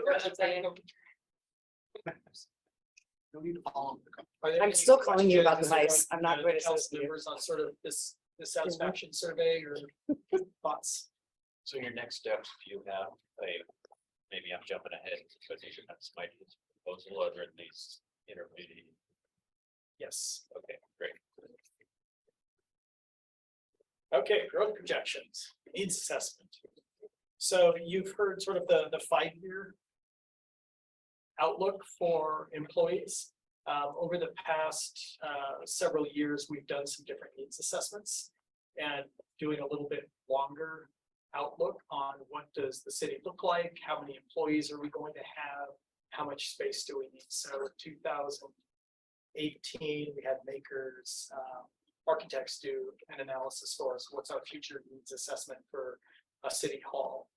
That was around 20,000 square feet based on employee headcounts. When we were looking at the civic campus at Chapel Hill, the Stowe group that we had hired did an updated needs assessment. They came in a little bit lower than what we had seen from makers, but not significantly. And using the employee counts at that time. So what we've done is we've updated our employee counts. We've done that for both public works and for police department, as well as city hall growth. We put the same assumptions in, the growth factors that had been in the last report. So there was some continuity there. And this is kind of what we came up with, that a city hall need moving forward at full build out, we know we're gonna need again around 19,000 square feet to accommodate about 64 full-time employees. And this includes offices, cubicles, and there's sort of the division that we followed from the earlier reports that assigns a certain amount of space per position. And the office size, for example, a director office would be around 130 square feet. That provides us some space for maybe a table, chairs, so you can actually have people in your office to hold smaller meetings. For managers, you're probably gonna have room for one other person, so you can have some of those private conversations. And then beyond that, they're going to go down really back to sort of the cubicles that we see, which are gonna be about 80 square feet or something like that, very comparable to what we have today. And then there are support areas. That's your hallways, your restrooms, your interior walls. So we can talk about our office need per person is 100 square feet, but then there's a gross factor beyond that. Again, all of these other things that you don't think about. And I will say for City Hall, this 19,000 square feet, that also includes a council chambers. So that becomes part of a future conversation, and today's conversation. But what we have today is about 5,700 square feet for, what do we have? And I said 25 earlier, but it's actually 34, 35 employees we have between the two buildings. 35 employees. This would be next year in the two buildings. And so you see what our deficit is, 13,000 square feet of office space for public works and parks. And looking at the sewer, the parks has, proposed up to 13 FTEs. Public works, right now 43 FTEs, sewer district 22. And so the total need there is 78. They'll have 78 employees in that building. They currently have about 5,800 square feet of office space. They have they have about 5,000 square feet currently of existing space. And so they know that they need to come up with, over the next 5-10 years, their needs not as immediate, but they will need to come up with another 4,000 square feet of office space. And this becomes crucial when the sewer district merger happens. And it's the same at City Hall, that we've allocated a space for that sewer growth in City Hall. So we know between the two big buildings, we're lacking about 18,000 square feet just for office space. The same thing is true of the police department. That's not on this slide, but if you go back to the 2018 Makers survey, the projected need for police department and growth with 80 officers and support staff was about 20,000, 21,000 square feet. They currently are operating in about 12,000 square feet. So there will be a police department need for growth as well in the future.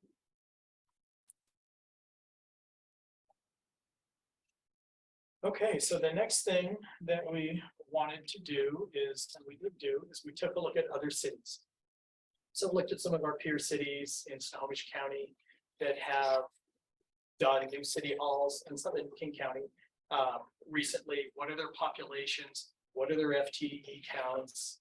What were the costs of their projects, both total cost per square foot?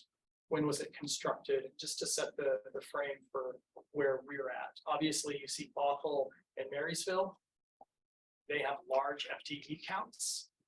They have very large city hall spaces that they've built, but you also have to reflect that these spaces that they built also will include their police departments potentially, or in the case of Marysville, they're doing the opposite of what we've done. We've created a public works building that has about half of our staff.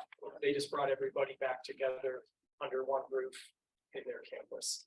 So as you look at some of these numbers, you may have part of their staff somewhere else. You may have all of their staff in one place. So total cost include the court, so the jail. That- That's the total. It's the cost. new building. Right, but that also Yes, more than correct, just. correct.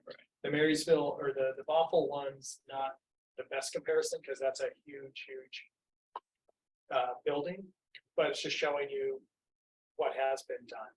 I think a really good comparison for our needs is actually kind of looking at the scale of probably the Mount Lake Terrace and the North Bend, even what Monroe is proposing to do. That's about right size to what we're looking at. And when you see their costs, the 694, that would be including your site prep and all of those costs. That's why those are gonna present a little higher. The Bothell costs, again, it's hard to predict everything, but that I believe includes all of their hard and soft costs, so development costs, furniture, architecture, the whole deal. So the cost per square foot, we put it out there for what we could get, but I assume there are a lot of assumptions behind those dollars that we can't adequately say apples to apples today. Any thoughts before we move on? I guess I have a quick question on the deficit slide. I'm just curious, how important is the dedicated city council chamber versus what we're currently doing in the mill? And could it be a space that's used for other stuff? That seems like a large component of that. It is a big chunk of it, so that I've included it in here because that's been part of council's desire in the past. And again, that does remain a council decision. I would say, what are the pros of having a dedicated council chambers? Well, one, every week we set up and break down a dais. We have electronic equipment that's also set up, break down. It's not hardwired. So there is staff time and constant equipment upgrades, where when some of the cities, I'll say if you've ever gone up to Burlington's City Hall, they have right off of City Hall, a council chambers, they have a dedicated room for executive sessions, so you don't have to kick people out.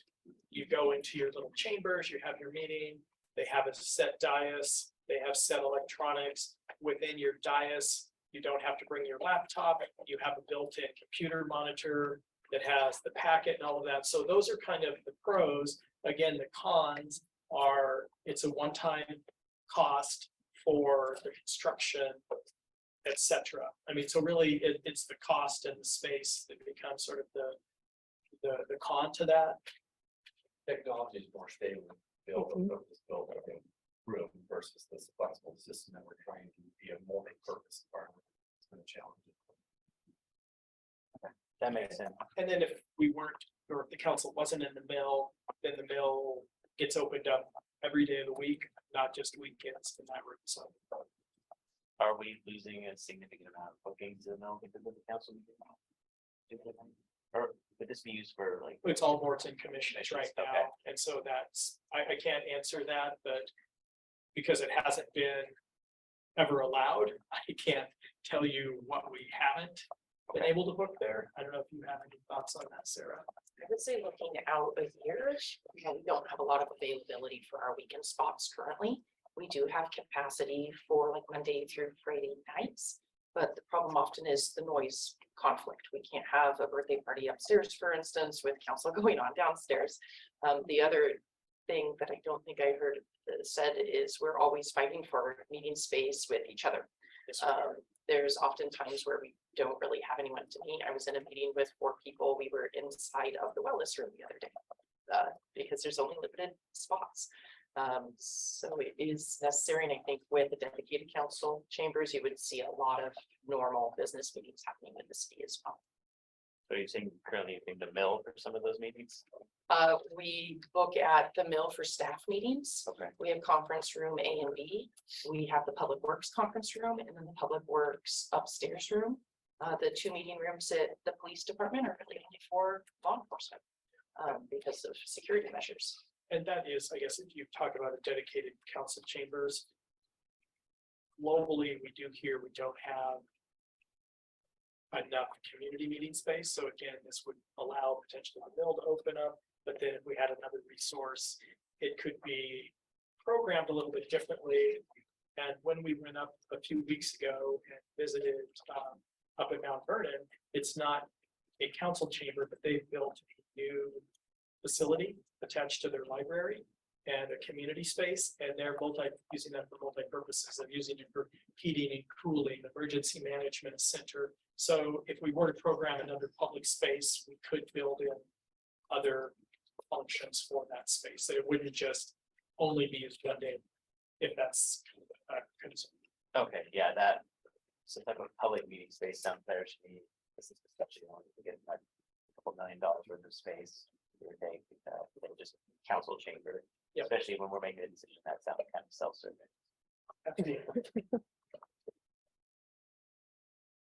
Okay. I'm gonna go ahead and move into, this just, there's some quick pictures of what these other jurisdictions have done. Again, Waffles, you can see it's a multi-story building. It's a massive building and it has courts, it has all of their departments. And what you don't see though is across the street is their police station. So they've added there's another 20,000 square feet of public space beyond that. North Bend, again, what Monroe's wanting to do, Mount Lake Terrace, just a couple of 2-story buildings that have all of those sort of office needs. And then again, as we just talked about, is there that you have this dedicated council chamber as a component. How did each of these cities pay for these? I don't have all of that information today, but we can bring that back to you. I mean, Marysville was a specific bond Marysville bond, for that. there was a public vote. Bothell builds this grandiose facility for a population of 125,000. Well, it's bigger than that. It's 48. Bothell. 44,000. Because they have King County. Okay. They did, I believe, a public-private partnership for theirs. But when we visited that, there was a threshold where it made sense. Their project was obviously over that threshold, ours was not. Gene, do you have any insight on Monroe's? Yeah, they issue bonds, my understanding. Their situation is a little unique in that they've got to move off site and so they rented the second story of the medical building right next to the hospital. Part of their staff is in there, the admin side. While they do this project. Yeah, and they just got moved in, there's my understanding. Then they have a public works building that's on the same property, but they've got 3 to 4 people in each office right now.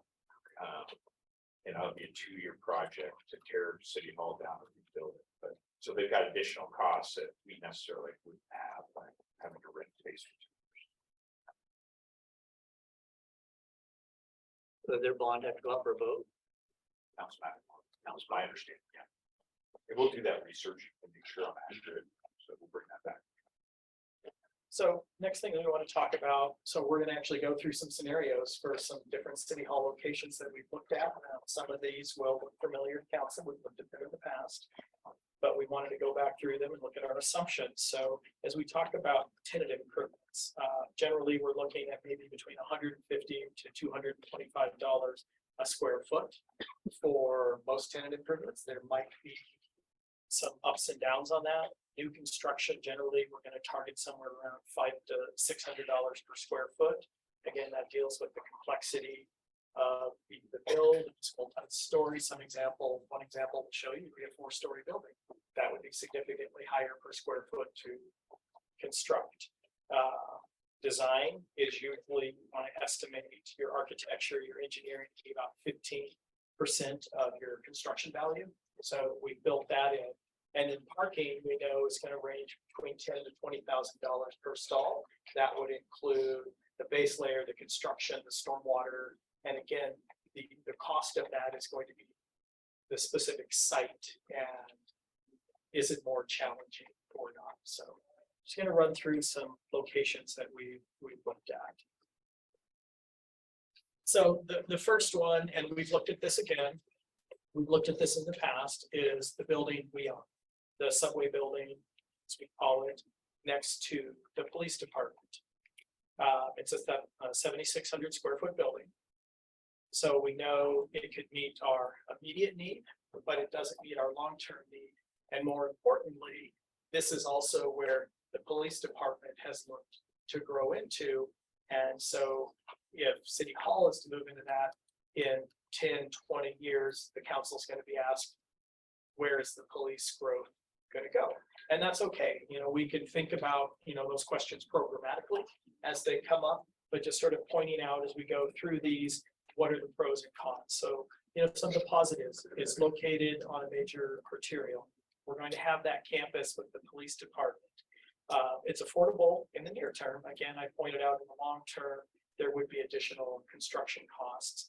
But the big con is it really doesn't meet the long-term base function for the city hall. Would require future expansions for city hall and police department. The council chamber wouldn't be part of that program. There would be tenant relocation. And I believe one of the tenants is still under a pretty long-term lease that we would still be competing with for even leased space. And then we have to figure out the parking. And in this case, we would have to expand parking and find solutions, which would have some wetland and surface water impacts that we would have to mitigate. The cost of this project is probably around $2.3 million. That's just to do the remodel and the parking. Mary's gonna talk now. I haven't said a word on it. And of course, I would mention the word library, you know. So what about using the library for the city hall? What's the square footage there? I really don't know. You'll get there. Okay, good. All right, but let's not forget. Same site. Option 1B, you take the existing building where the subway is, and you do an addition to that, you know, about a 6,000 square foot addition. It could be bigger, and you do a parking addition. Again, the pros stay the same. The cost is sort of a moderate option. Con, it becomes that reduced city hall. So functionally, it would meet the base programming, but you wouldn't have your council chambers there. So that's again just a something we need to work through, and what's acceptable, what's not. Still the tenant relocations, and there is going to be a bigger impact on wetlands under this scenario. And the cost goes up to about $6.4 million. And sort of suggested the financing would come from a few sources, including sale of assets, REIT to pay bonds. Sorry, on that last, how does the square footage work out? We're saying 7,600 plus an additional 6. Correct. So it's about 13. So you could say a construction of 14,000 square feet, which would meet that base city hall function minus a council chambers. What am I missing then? Because the deficit, oh, that's just the deficit. Okay, never mind. I see. Okay, so we need just under 19 total for us to change. Okay, got it. Right, about 4,000. Okay. Option 2, when we had this conversation a couple of years ago with the council at the retreat, we provided some pros and cons. And the preferred option that we were directed to look at was purchased in South Lake Stevens complex. There are 2 buildings there. The first building is about 10,000 square feet.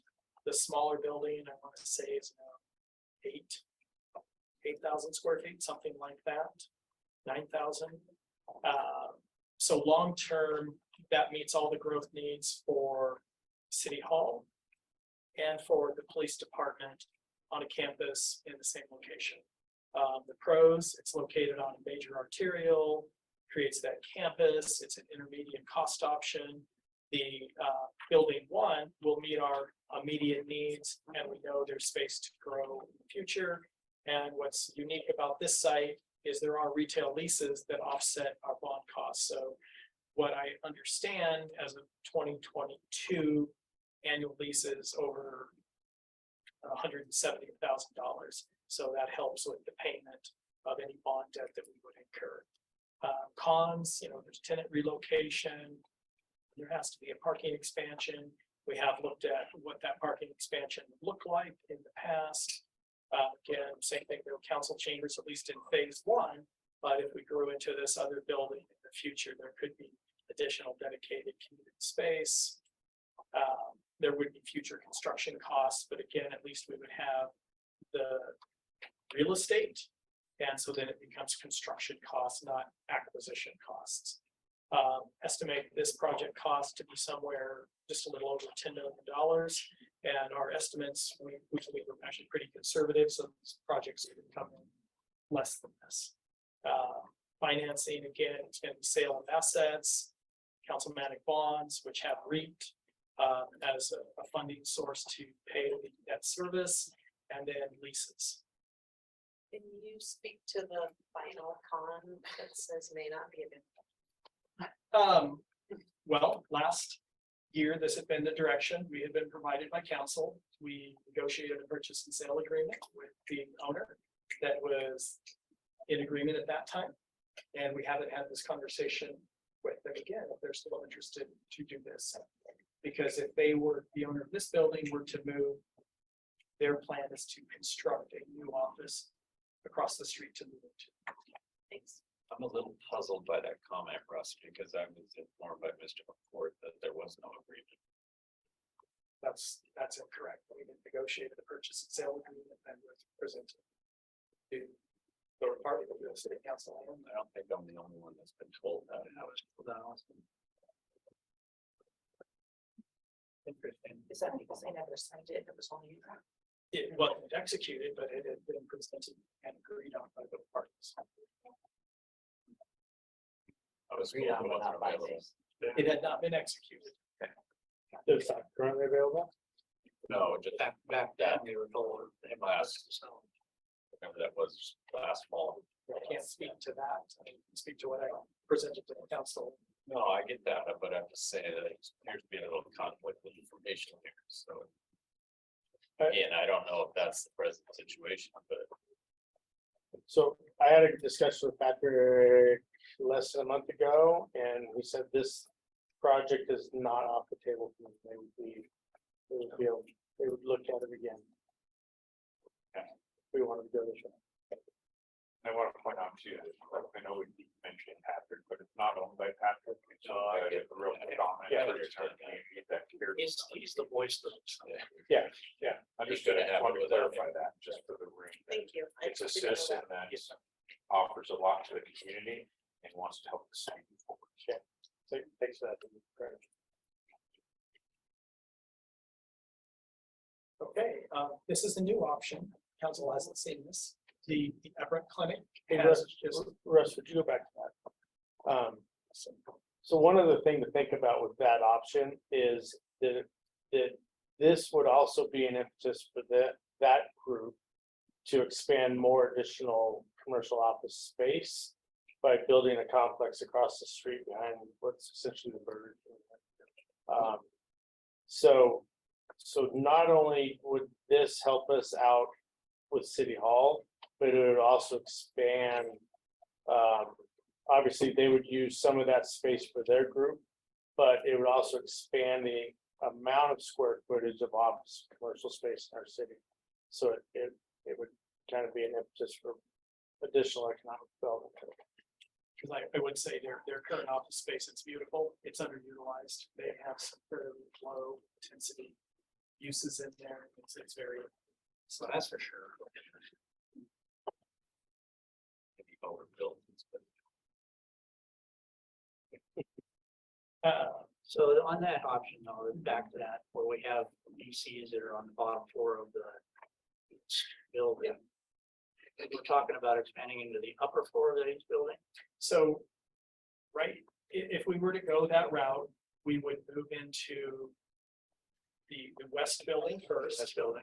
The upper floor of the east building would be available immediately, whether we chose to use that for storage or if that became a great place for IT to be, that they could spread out equipment and have secure locations. So yeah, we could do that. It would be those lower tenants that I don't think we would be in a hurry to move out until we had that defined need in the future. We only have there, so there's only two other tenants, west building, which would be Dennis, dentist and. Correct. There's a couple of, there's Superior Concrete. there's the dentist, Land Pro, Natural Nine, so there are. Natural Nine, that's what I was thinking of. So with that option, I think what you would see is if we wanted to go with that option, we'd probably have to wait about a year before we can occupy while they build that spot across the street so that they can do that. Which is true of any of the options. We're looking at 12 to 18 months before we can. What about the parking on this right now? I mean, I haven't been over that facility, it's underutilized, what you say, but parking does fill up. Yeah, and again, we had looked at, when we presented this to council previously, looked at a solution. We have a open drainage pond there. And just to the north of the western building, we were able to come up with a plan and capture about 22 additional parking spots. Is that in the 10.36 billion? contract? Yep. You're talking about just north of the west building. Yes. Yeah. Between the landscaping strip and the.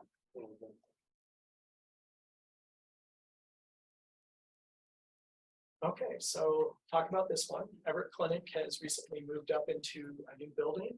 Unfortunately, they're in Marysville now. But they still provide part of the scheme in their building, Stevens.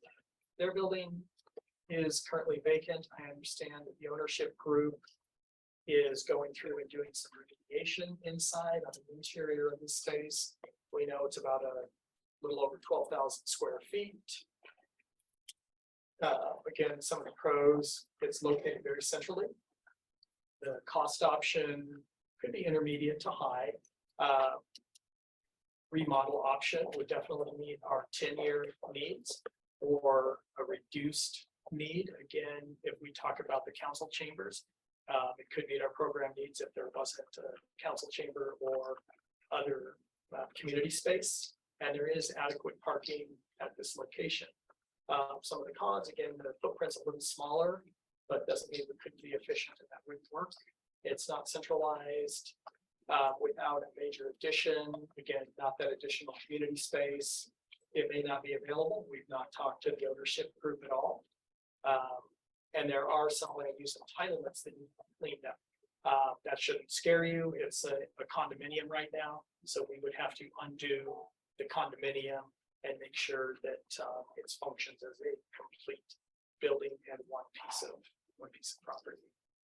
We estimated the cost on this to be about 9.5 to almost $13 billion. Again, if it's just purchase and remodel, that lower end. If it's purchase, remodel, in addition, it goes up to that higher. And financing assumptions would be similar. Wasn't the parking count at this site pretty equal to what's at the South Lake Peak site? Yeah, but it would be dedicated. It was, I want to say 68 or 73 stalls somewhere. Yeah, it's much different parking. It's much different parking. Yeah. What about that's the power line trail to The power line trail, yeah, would be directly west. So you get the extra 6,000 square feet. Yeah, where's that going? Oh, okay. Well, you say purchase. So it sounds like land. Sorry, no, the purchase of the building, the remodel of the building, and an addition to that building, basically in the same footprint. Oh, So it would require going up, gotcha. which for this building, the construction costs to go up becomes a little higher. I understand this is 2x4 construction, so a little bit older construction, so we would have to really work on what does the engineering look like of this space to put in a second story. You say we're gonna, do we know that we could put on a second story? Could we get in and find out? Do whatever you want. Anything, well, anything you, if you have enough money. It just, yeah. again, what's the cost? to build it? Okay, fair enough. Whatever an engineer tells you. Impossible, just takes so long. A little bit more money. Yeah. Yeah, fine. Come down and find money. Okay, option 4, this one's a longer term lookout. As we talk about merger with sewer district, they do have a building. Their current building is about 6,000 square feet. So that doesn't help us today. That's the same square footage basically that we're already using. So we know to get to the base program bid, we need to add 8,000 square feet. I show 12,000 square feet because that's the total build out with that community space, that council chamber. This becomes a fairly expensive option. If again, you were just moving in here and this becomes part of the dispersed campus option, the remodel cost and tenant relocation is fairly inexpensive with just doing surface parking. But again, that would be part of the dispersed campus where we're in several buildings across the community. Or if there's a new building we built here in this one part of the site, it's got to be about a 4-story building to get that capacity that we need. And we're going to have structured parking. And even with adding the structured parking, there still will not be sufficient parking on this site to support the building. But central location, just the basic remodel again would be affordable if we're looking at part of other buildings, maintaining other buildings as well, but it wouldn't be the base function for an entire city hall without the addition. We don't have that campus. Or talked about the parking, and it's going to be a more expensive build, and it's not available. At least until sometime in the future, you know, nearest could be a couple of years, longest would be 10 years. So then the same assumptions for how would you finance this? We looked at this in 2016, 2017. There is a vacant lot downtown, not far from where we are, that could meet our needs for a new building. It would most likely be a 3-story building. Lots of parking. It would be an adequate, you know, it's in a historic downtown location, so you have that continuity of downtown. It's close to the mill, Public Works building. It meets our revitalization goals. But it's potentially not available. It's not centrally located, and it would be our more expensive option because it would be all new site construction, engineering, design, dirt work, utilities, etc. And dirt work has to go deep. Dirt work has to go deep. And over X the stuff that is allegedly buried there. Yeah, it's buried there. Real nice. Pink Palace. King Palace is buried right there.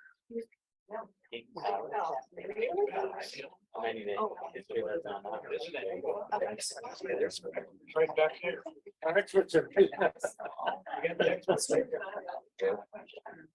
Oh, I said election. So that's another option. The not available part is things like a keep waffles back and forth on the Well, here. So he, in the conversations, personal conversations I've had with him, their firm is not interested in selling property. So it doesn't mean that it wouldn't become available through a long and arduous process, but a willing buyer, willing seller.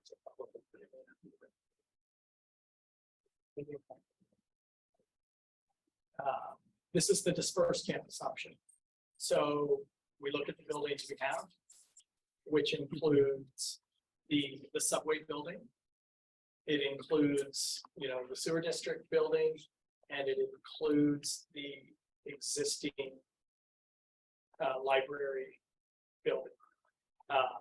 So it would take remodel costs of all of these. And the cost estimate really at the time that you do this, because you're remodeling 3 buildings, you're not saving a lot of money. So then we're looking at around $9 million. The library building itself is no larger than our current building. I think it's actually smaller. It's right around that same square footage, so it doesn't meet our base function. As we look at disperse options, another way we could program this is that could be used for that additional community building or council chamber in the future. That doesn't mean we are building onto a new building. Aaron's rolling his eyes because then I have another building to maintain. But that's part of that disperse option, that it's more facilities to maintain, and you can program these differently. The big lack of deficiency is, again, it's dispersed. You would have administration somewhere, you would have planning, development services somewhere else. You might have all of our operations under several different buildings and it just sort of compounds. How do you have good culture cohesion among work groups? It's doable, but at the end of the day, the cost savings aren't going to be that great, and long term, there are maintenance issues that we would have to do. Is that entire site buildable? Which entire site? That site for where the temporary library is? No, it is what it is. That is the footprint. Without significant wetland mitigation. Such a huge benefit, everybody being on campus, like Marysville went back to that model because they had different cultures in each of the buildings, and it just happens, it's just not even planned, but it happens. And you talk to Victoria there, as soon as they all got back together in their one building, all that one culture came back in, and it was instantaneous. And just with the separation between City Hall, Public Works, and the PD, we're already seeing separation happening. They work every week, talk about it, but it happens. So it's really important to try and stay together on one campus. Yeah, but in all of these things, you're still having a separated public works and separate PD. Correct. So we're just actually increasing the amount we're admin, that's right. So you're not really bringing PD and public works into any of those scenarios to be the same, except for if you'd be in the same flat as the PD, public works is still gonna be further away. We talked about doing some adjustment in staffing in the buildings, right? If you bring in a person from Public Works, and maybe somebody from the PD, start intermingling at that site, you could do it at South Lake Stevens. So we're looking at ways to fix that, if that makes sense. For example, there could be drop-in offices at the South Lake Stevens site for the engineers. And that's what Anya does with her time right now. She's got to drop in down at PD and at Public Works. So on certain days of the week, she works in those spaces. Or where the operational services can be done, we have everything centralized, engineering services, planning offices, central location of operation. Public Works down there, and you put the operations out there. Build. Yeah, exactly. So there's but the single campus thing, I us having to travel all these different locations. I hope for the same place. So the next thing we want to talk about is, so you've seen a list, and we wanted to be thoughtful and show you lots of ideas.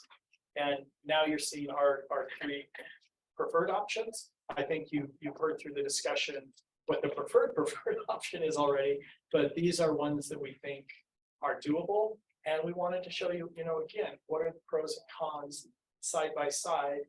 And when I say new money, that is not looking at what we have in the sale of assets. So as we complete our sale of the Chapel Hill property, we know that we're going to have between $2.5 and $3 million will be the final sale price. So we would apply that immediately to purchase, acquisition, construction, whatever that looks like. So what are the dollars we have to bond?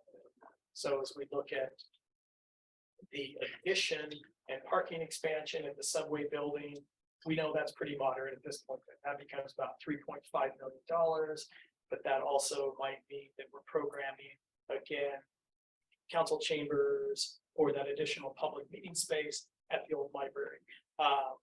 The renovation of that building could be on the lower end, but you'd still have to take out a lot of the improvements that the library already did.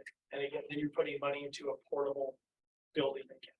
And that's okay, but it's just realizing that we would be undoing work that was already done for that purpose, and that's okay. The South Lake Stevens campus estimates somewhere just a little over $7 million of new money, bonded debt to do that project.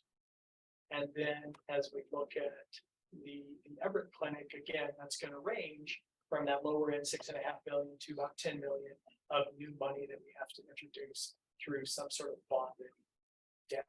Again, you see the pros and cons side by side. They each have pros and cons. And those are just issues we're gonna have to continue to work through. Jane, do you want to add anything to this kind of analysis? Because you and I sort of went through at least putting these three up together side by side. Yeah, no, I think you did a good job. The main thing I'd point out is that just none of these sites meet the city's long-term plan, except for the Southwick schemes. We ended up acquiring that, and the city's set up for 20+ years. Your preferred alternative that you're talking about is the middle. Correct. And, you know, we've talked about the adjacent properties that are around the city acquired in the future for expansion. There's just so many options with that particular site.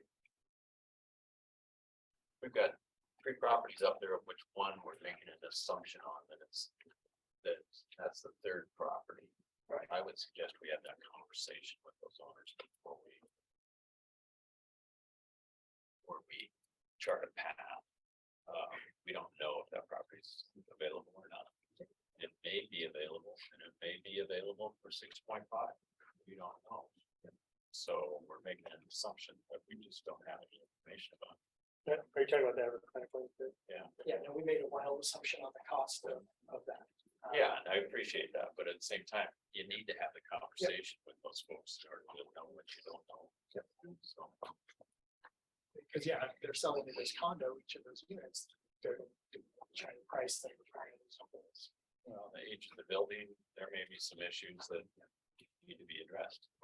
Do you think, Gary, it's worth having the conversation It's always worth that conversation. if we agree though, I guess that option 2 or option 1 are really the direction to go? Like, is it?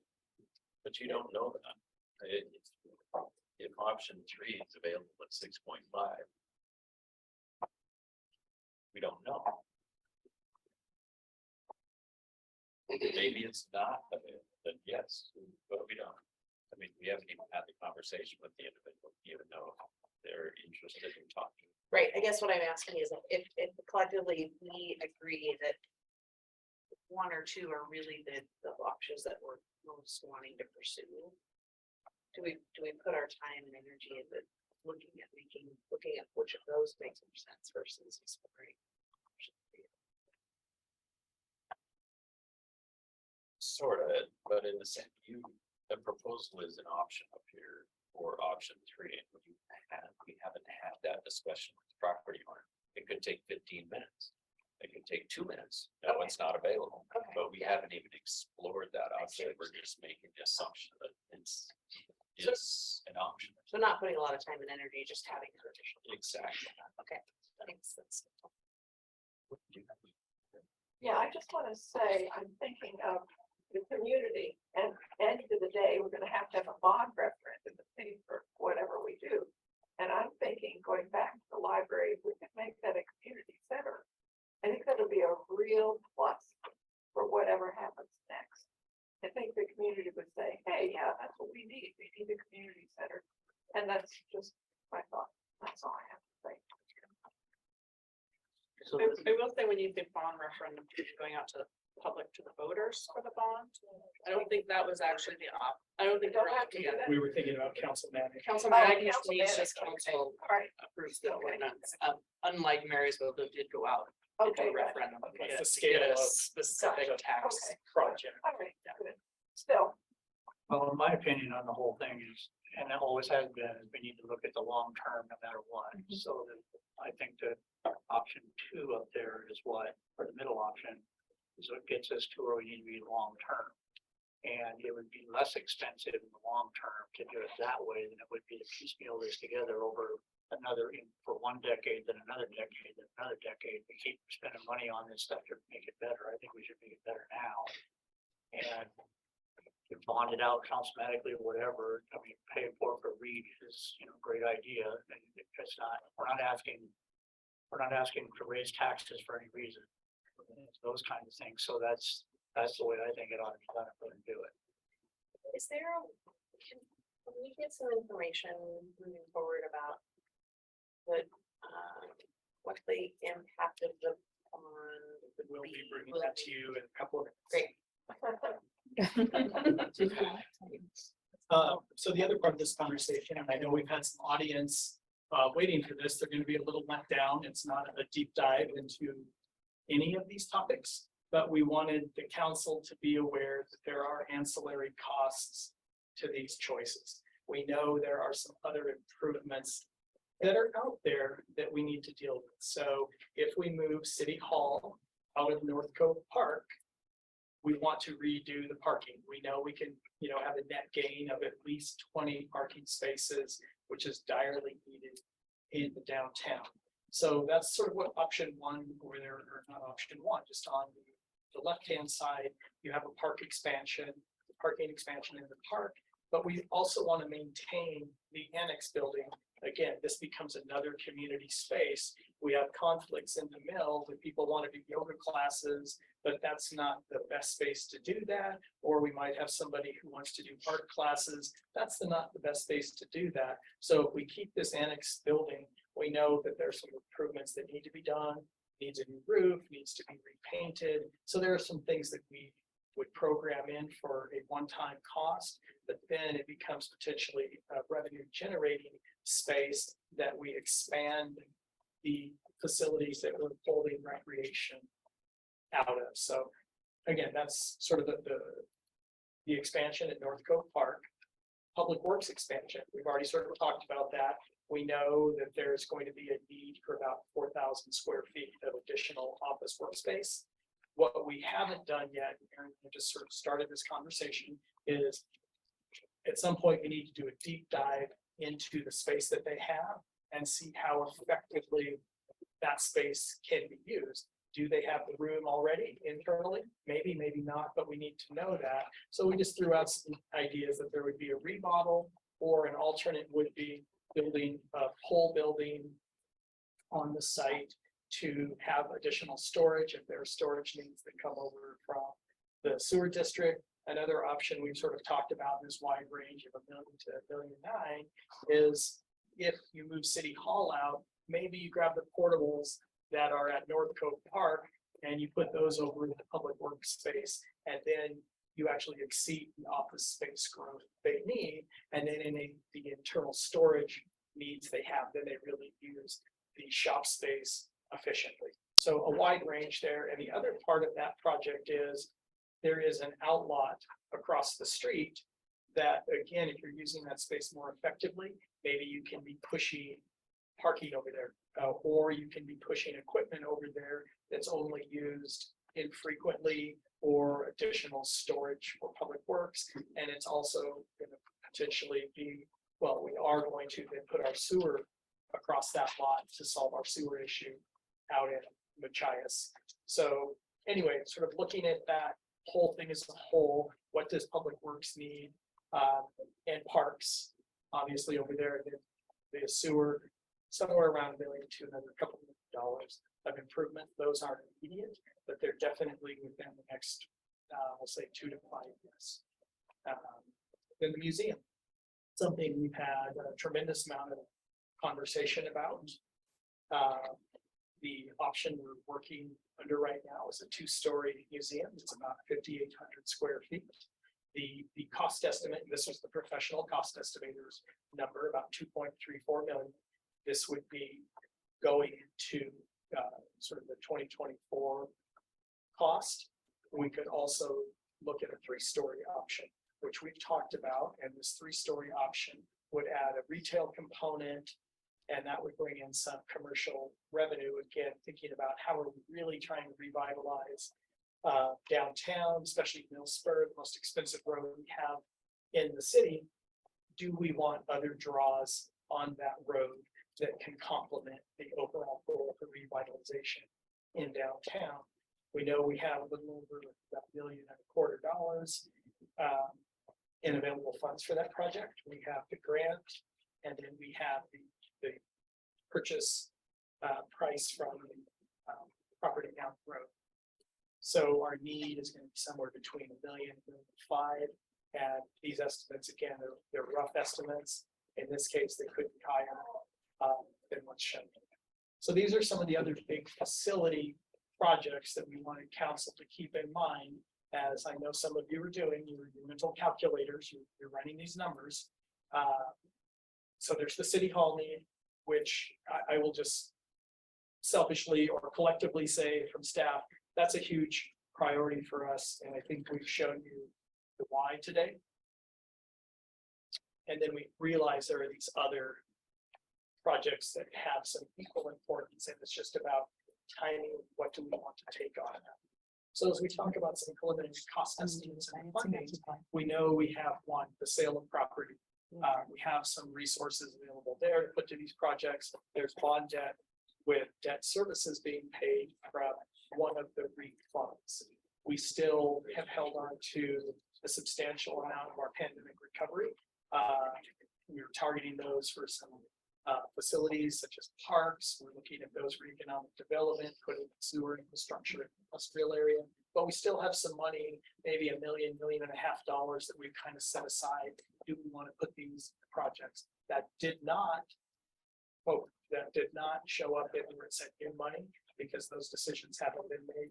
All we have allocated is the sale of property at this point. Then there are the commercial leases we've talked about and existing grants. And now, this gives you sort of a breakdown of these buildings again, coming back to sort of these three primary options: the subway building, what's the square footage, what's the need, and across the board, what are the assumptions we put into these costs for their total cost to build. Again, showing parking that we've looked at, showing you the design cost, and then the total build.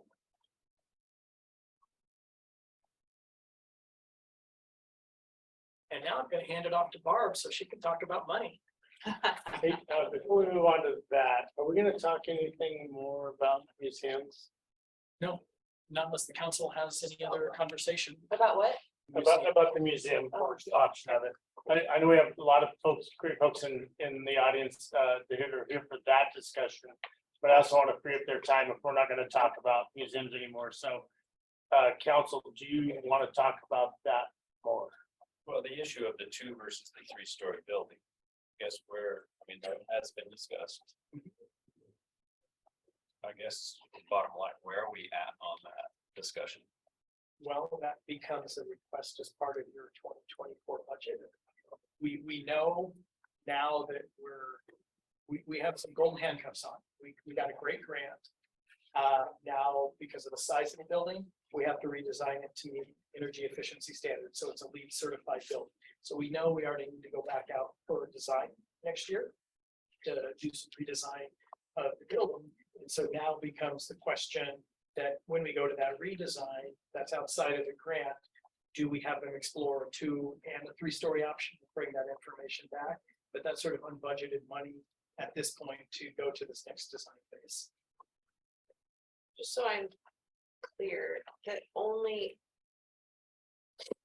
possibility to add retail and commercial lease options is with a 3-story. It's That not. is not. It could be a reduction in programming. Those decisions haven't been made. That's, I think, worthy of a longer conversation. I agree. Yeah, I don't think we can have a conversation here, but I do know that we've talked about the pros and cons of adding that commercial space. So I guess this has been kicked around for a number of months. At what point in time are we gonna have that conversation? Well, again, that's part of the budget request, so we can actually do the design to actually get that information, to have an architect drop some schematics and look at that, to have it informed.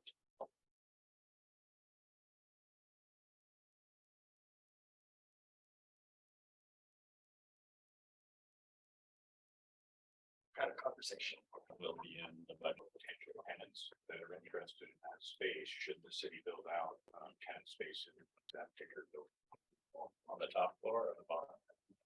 I don't think the details have been discussed, but I've had people express interest that they, if the city was to build a retail space on Mill Spur, they'd be interested in building that space. So again, it's a program discussion. Look at what are the pros and cons? One of the tenants would have a food component that becomes more appropriate because of infrastructure, plumbing and all that, sort of ground floor tenant. If it was just exclusively an office or a retail tenant, they could go anywhere. So again, sort of a programming issue that's tied to design and function.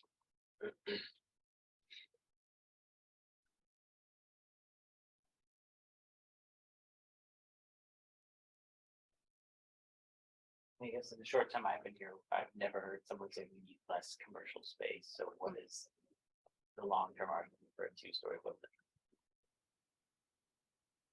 It becomes cost. Just upfront It's cost. cost. $500,000 to add another story. And that's the half story. That's like not a full 3-story. The scaling of that building would become harsh if it was probably 3 identical stores. So it's really looking at the 3rd story probably being reduced square footage, so you could do some enhanced architecture on it. So you're saying it wouldn't be a total 3rd story? Maybe a smaller, but a smaller 3rd story. Correct. So Correct. The massive seems like if we were gonna do that first out, you're gonna do that because retail space. I don't think you get the bang for the buck, certainly if the art that you're seeing it, we're gonna have them on that 3rd floor. Yeah.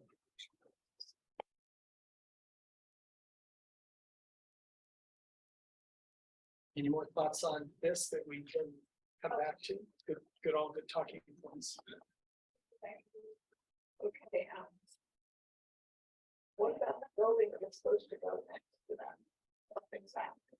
That's a private building now. Right. They are, we have done some initial permitting with them, but it becomes now a matter of financing for them. They are able to do that building, but we're not in control of that right now. So, All right. thank you. Okay. Art, do you want to talk about This is only one slide. one slide? One slide is all you get. One slide. Very nice. All right, I got staff, I've got council, like, literally smelting I know, hunger. but this is So, the last slide in the entire All right. presentation. All right, I'll give. And then give it'll you one move on. slide. Okay, so we did reach out to our bonds people to find out what it would cost to actually do some of these alternatives. And so as Russ has talked about, some of our funding options include sale of assets. So we've talked about that. There is one set aside that we sold that will automatically go towards the museum. So that's sort of a separate funding there. This is looking at selling chapel. We do have, as he mentioned, some funding in the pandemic recovery fund that is accounted for at this point. I mean, it's accounted for, we just haven't actually placed it, we haven't encumbered it towards any project specifically. So everything else has already been encumbered and we're looking at how to utilize those funds. So this is the last of that. So we did look at $8 million bonds and $10 million bonds, just kind of getting a range. As we know, the interest rates are not as good as they were last year on the debt side. When you're investing, it's great. Our investment interests are up. Debt payments are going to be a bit higher. So an $8 million 20-year bond, we're looking at about $615,000 a year in debt service. And then the 10 million 20-year bond, we're looking at $767. 30-year $8 million bond is about $513,000, and then $641 for the 30-year $10 million bond. Interest rates, obviously, we're looking at around 4.25%, 4.5% for the yield. So the 30-year bonds, yes, they're easier for us to afford over a 30-year period. You are paying almost the same amount of interest as you are in actual principal. But it is allocated over many more years, so we're actually able to make payments. So I was able to run the numbers in our real estate excise tax. The City Hall museum would be paid out of REIT 1. If we added in there upgrading or doing improvements to the public workshop, that could come out of REIT two, just based on the restrictions of those funding sources. So out of REIT one, we can afford the 8 million 20-year. We can also afford, obviously, the 8 million 30-year. We looked at the 10 million 30-year, and it does get pretty tight off in 2040. So 10 years out, we're looking at based on our forecasting, we're going into the negatives. One of the things we talked about with if we did do a $10 million bond, it would likely include that public workshop upgrade as well. And so at least $150,000 would be coming out of REIT two to pay for that as well. So if we did that, we could per year. Yes, we could afford that $10 million bond. So there's a lot of options. I just got all of this information yesterday. So it's kind of, we pushed it all together. And So for my edification, I know the rest of the council doesn't have this question, but I do. What are the things that REIT can be used for? REIT is for High level. So let me go with REIT one. So everything for REIT and REIT one and REIT two both have to be in your comp plan one. So they have to be construction related. So REIT one you can use for, so both of them you can use for public works related, street, utilities, park rehabilitation, and sidewalks. REIT one is less restrictive. REIT two you can't use for any type of city hall government building like the police department. That's getting paid out of REIT one because REIT two is restrictive. Also, the other restriction in REIT two is you can't purchase park property. You can do rehabilitation on park property, you just can't purchase park property. So there's only about 3 restrictions on REIT two that REIT one can still do, which is obviously that's where City Hall comes in, that's where the police department comes in. If it did a court, that would have to come out of REIT one. Museum, that would come out of REIT one. Any of these overall government buildings that are not public work related would come out of REIT one. You can tell the citizens what REIT is. I'm sorry, REIT one, REIT is real estate excise tax. And there's 2 halves, actually there's 2 quarter percentages that come in. And it's with the purchase and sale of homes, you pay real estate excise tax. So we get a percentage of that on all purchase and sales of property. And they're very restrictive. They have to go towards specific things per the RCW or the laws in Washington. So this might be a larger budget question better left for after lunch, but the budget forecasting and that revenue source. One thing I hear more and more of is with interest rates the way they are, people are staying put more. Is that something we factored into our forecast? Okay. Yes, we factored that in, and the fact that we don't have as much open space for them to continue building. During our booms, we were getting a lot. 2021 and 2022, our REIT went up. We were getting $2 million a year in each source. We're down this year to about 1.2 million from each source, and so it is definitely dropping off, and we have that in our forecast. Okay. Basically, we get back down to a base level of about 600,000. That we were 10 years ago. It's a nice base level, and so going from that 2 million down to 600,000 for the next few years. So effectively be net zero then. With payments. Yeah. Looking at the REIT one, that's kind of how we look at what can we afford in the REIT one. And then generally utilizing REIT two for Main Street and some of the sidewalk projects and some of those things. And so, as I mentioned, it would only be about 125,000, I believe, coming out of the REIT two to go towards the public works things. The reason I'm bringing that up is because I have some interest in trying to get our sidewalk program accelerated. That would require us to go out for a bond in order to get it done in 3 years instead of 10 years, that kind of thing. So I don't know how that, I mean, we could go for a different bond than REIT, right, than having REIT stakeholders. Yeah, so, well, Public bond using, TBD.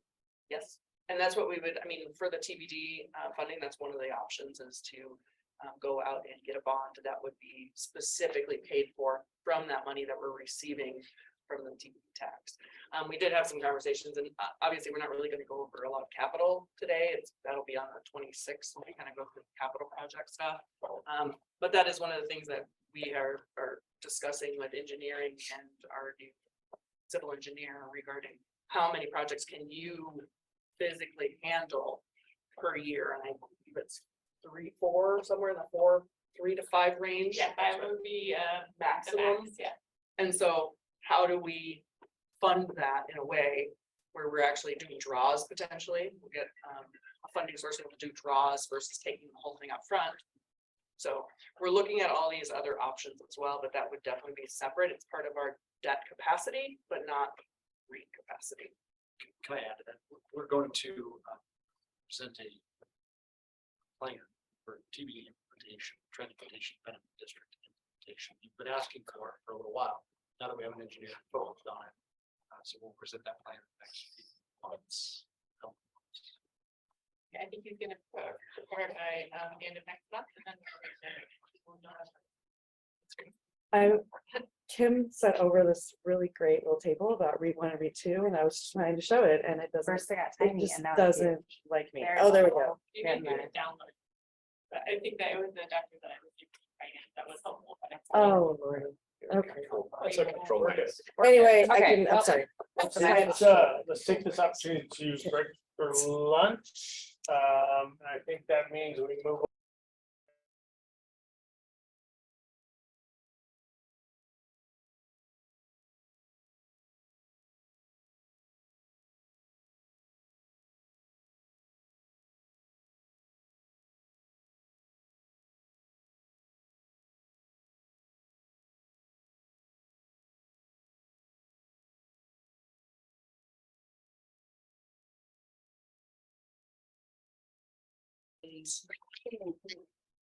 Good thing. Traffic mitigation funds, those, as you know, we have 3 separate transportation impact zones, where we take money in those zones, they have to be spent out of those zones as well. Park mitigation, as we mentioned, the REIT and REIT 2, we keep those separate, they have separate limitations.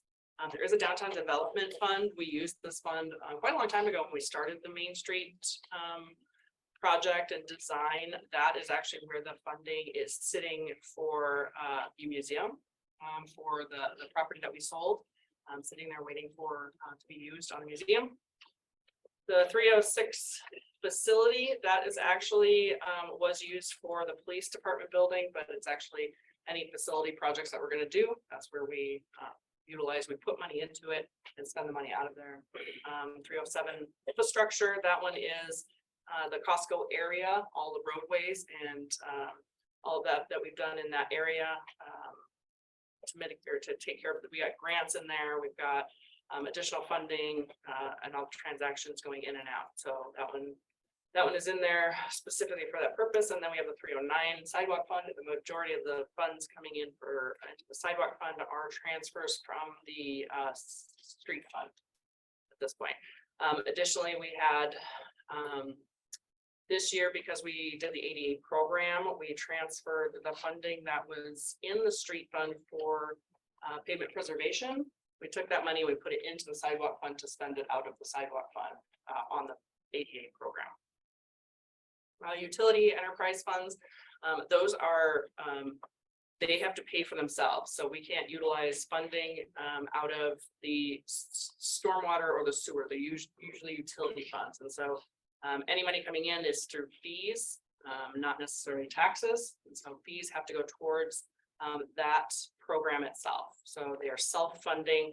You can utilize general fund money because it's unrestricted for some of these utilities, but you can't use utility money on general fund expenses. So we do have allocations of salaries and benefits, obviously, going into this these funds.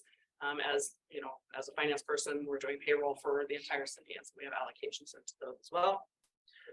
As you know, we have a stormwater capital fund and a stormwater debt service fund. All of those, when you see them on the financial statements, if you ever read our financial statements, they're all rolled into one as a presentation requirement.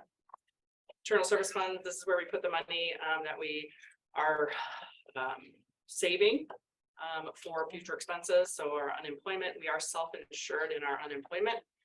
And so we put transfers of money in there. We do have a policy on when we actually increase the funding there. The 510 Information Technology Fund, that is obviously the IT. That's all of our renewals and capital and replacements for computers. We take money from the other funds, from general fund, streets, and stormwater fund based on allocation, put it in there. Troy happily spends it. 515 Vehicle Fund, this is actually created for the Planning Community Development Fund when they started purchasing vehicles for their building officials and inspectors. We are looking at exactly what we're going to do with this funding as it pertains to the leasing. So luckily there is money in there. He does have some of the leased vehicles will be coming through. So as replacements occur, there is funding in there for that. 520 police equipment, exactly what it sounds like for the vehicles. There's a couple other things in there as well. At one point we had the body worn camera funding in there, but since it's going into a different annual program, it's actually just coming right out of their general fund now. So it's a little different than the way we've had it before. And then public works, this has historically been parks, street and stormwater funding going into that for all the replacement vehicles. We might look at changing that up a little bit since stormwater has its own capital, just depending on what we're doing with leased vehicles, replacements, that kind of thing. We're just kind of looking into who's utilizing which vehicles more or less. And so we will figure that out and get a little bit more allocation. And then the custodial treasurer trust funds, those just aren't our money. That's when you see the budget increase, decrease. It's not our money. It's like state fees and things that come into us that we have to pay out to the state. Okay, that was a lot of information. I wanted to put it in here so you guys kind of got a big overview on it, but you have it in a presentation if you ever want to go back to it and take a look at what these are. And if you have any questions on what these are, let me know. I can dig further into what each one does and what the restrictions and limitations are in the future. So I did color code this ending fund balance comparison citywide to those. As you see, the general fund ones, the special revenue, debt service. So I have them by type.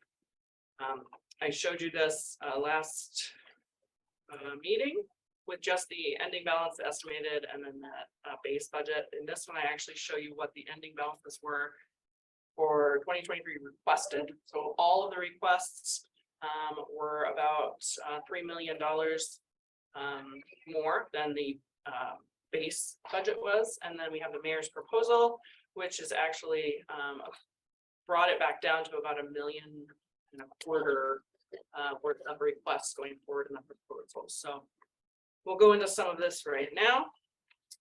So your cost of living adjustment, this is the first thing that we are talking about.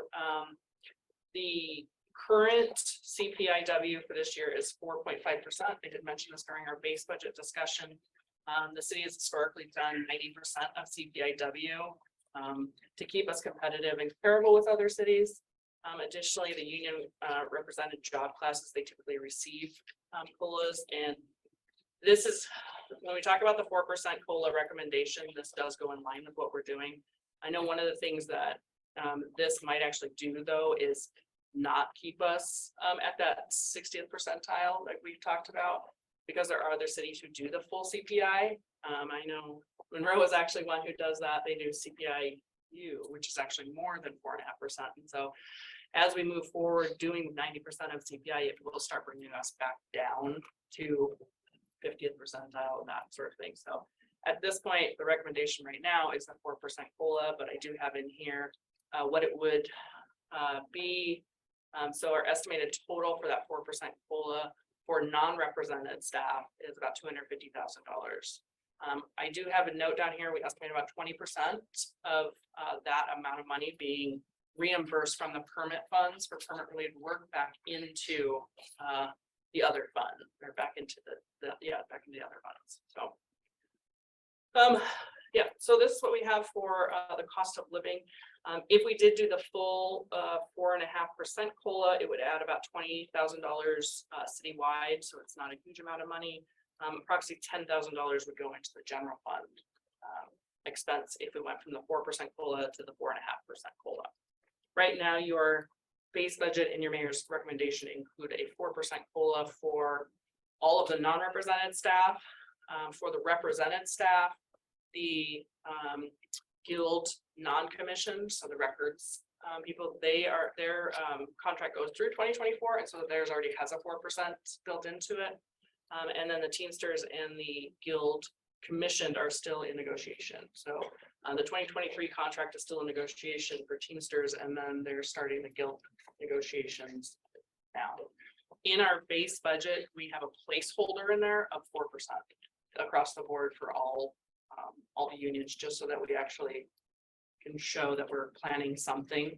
We don't know exactly what it will be yet, but we have something in there as a base amount. And if you want to jump in on any of these, Mayor, as I'm going through with them, you feel free, but I will. Okay, so this is another thing that our Anya has brought forward to us, just kind of other benefits. We're always looking at salaries and things. What other things can we bring forward to council? And one of the things we mentioned earlier was longevity. We mentioned payroll things, like when different union contracts and non-representative have different schedules of vacation accrual, longevity accrual, those kind of things, it makes it more difficult to track. One of the things that we have brought forward is a proposal to update the non-rep longevity percentage to align with the represented employees. And so you can see in this table here, the current, so based on years of service, our current percentage, at 5 years, you get 1%. The proposal is at 5 years, you get 2%. 10 years, go from 2.5 to 4%. And this is in line with, is it both? It's the guild contract. They have, this is their table that they use, and that was from the last contract, I think. So the one 2020 through 2023, this is what, how theirs is updated. So it would be about $30,000 citywide on January 1st, and my numbers are slightly rounded, so anything that you had in the actual packet it probably said 28,000 something. And so general fund would be about $18,000 of that. What this also does is help the compression issue between the non-represented police, the commander, the DC, the chief, and like that alignment with your sergeants. And so if they're getting a higher longevity rate than our commanders, then their pay is going higher potentially than the commander, just due to the specialty. So this does help with that compression issue that we constantly have because of the layers of management. Just the more layers of management we have in that situation, it's harder to keep that compression rate of that. And then there was actually a few other things that Anya had proposed or brought forward as discussion points for benefits. And I only have 2 additional ones in this slide. I think the other 2 were, there was a Teamsters retirement for medical that is in your packet, that there's a little bit of information in there. We don't have that one in here. And then there was the HSA, I think, and that one's not in here either. So I will let Anya kind of talk about the vacation cash out nature or VIVA, as these are things that she's actually brought forward to propose to council.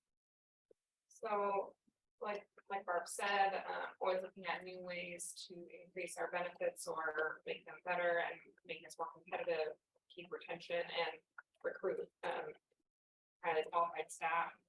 Some of this, just these 2 options right here listed on the right, the vacation cash out and the HRA VIVA contributions, are both options after reviewing the sewer district's employee handbook, that these are benefit options for them. So kind of just forward thinking on trying to make sure our benefits align down the road. One of the options they have is a vacation cash out. So what that means is having a policy that says if you use 80 hours of your vacation in a year, you have the option of cashing out 40 and a maximum of 40 hours per year at the end of the year, as long as you maintain like a healthy balance, and we would determine that would be in the policy. So this does a couple things. We still want to promote the work-life balance, make sure they're using the vacation, not just saving it for cash out purposes. So we don't want to have like that minimum threshold. It also would help people at the end of the year, you know, maybe buy Christmas presents for their kids or take that vacation they wanted, and allows them to offset their accruals. If a lot of people tend to save their vacation until they start reaching that maximum, and then they start using their vacation, and so they're always floating around that maximum. And so this would help them offset, stay at maximum. The benefit to this, well, the con is it's kind of hard to budget. It's a liability fund we would have to set up. We don't know how many people would use the program, so we would need to figure that piece out. But it is a benefit to the city down the road, because as you know, as COLAs and salary surveys, we're always increasing salaries. Your vacation is actually worth more the longer you keep it. So this, if they're cashing it out, then they're not holding onto it as longer, which creates less cost to the city down the road. Did I explain that in a way that makes sense to you? So there's that option to add that into our policy. And then the HRA Viva contribution was something that we had been thinking about. Well, like I said, it is also in the sewer district's policy manual, where they have a sick leave cash out option that goes into an HRA Viva. An HRA Viva fund is it's like a benefits card you can have, or benefit account. It's invested, and it's pre-tax to the employer and to the employee, and it gets put in a fund, and you can use it for medical premiums when you retire. If it stays with you, it stays with you even if you leave the city. And you can use it for like helping pay for your kids' braces. You can even use it to buy like ibuprofen and Band-Aids and heating pads and anything that's related to medical. They have a whole list of things that's IRS regulated that you can use this money for pre-tax. So the sewer district has a policy where you can cash out sick leave every year, and they have like a table in their policy that shows the thresholds and how much you can cash out and how much they would put into the account every year if you opt for that program. There are other ways to fund either contributions. We could, there's an option similar to what we do right now. We do a 1% match for deferred comp for non-represented staff. We could look at something where we just give a flat rate, leave a contribution into all the employees' accounts, so they have a medical expense account or a retirement savings account. One of the things we've been talking internally about is how do we set up employees for retirement. One of the biggest costs and one of the biggest delays in retiring is people trying to pay for medical costs and medical premiums. So if we are being proactive, thinking about how do we help and support our employees and their families by putting away money for those medical premiums when they retire, that could incentivize early retirement, or help the families that need it, the money now.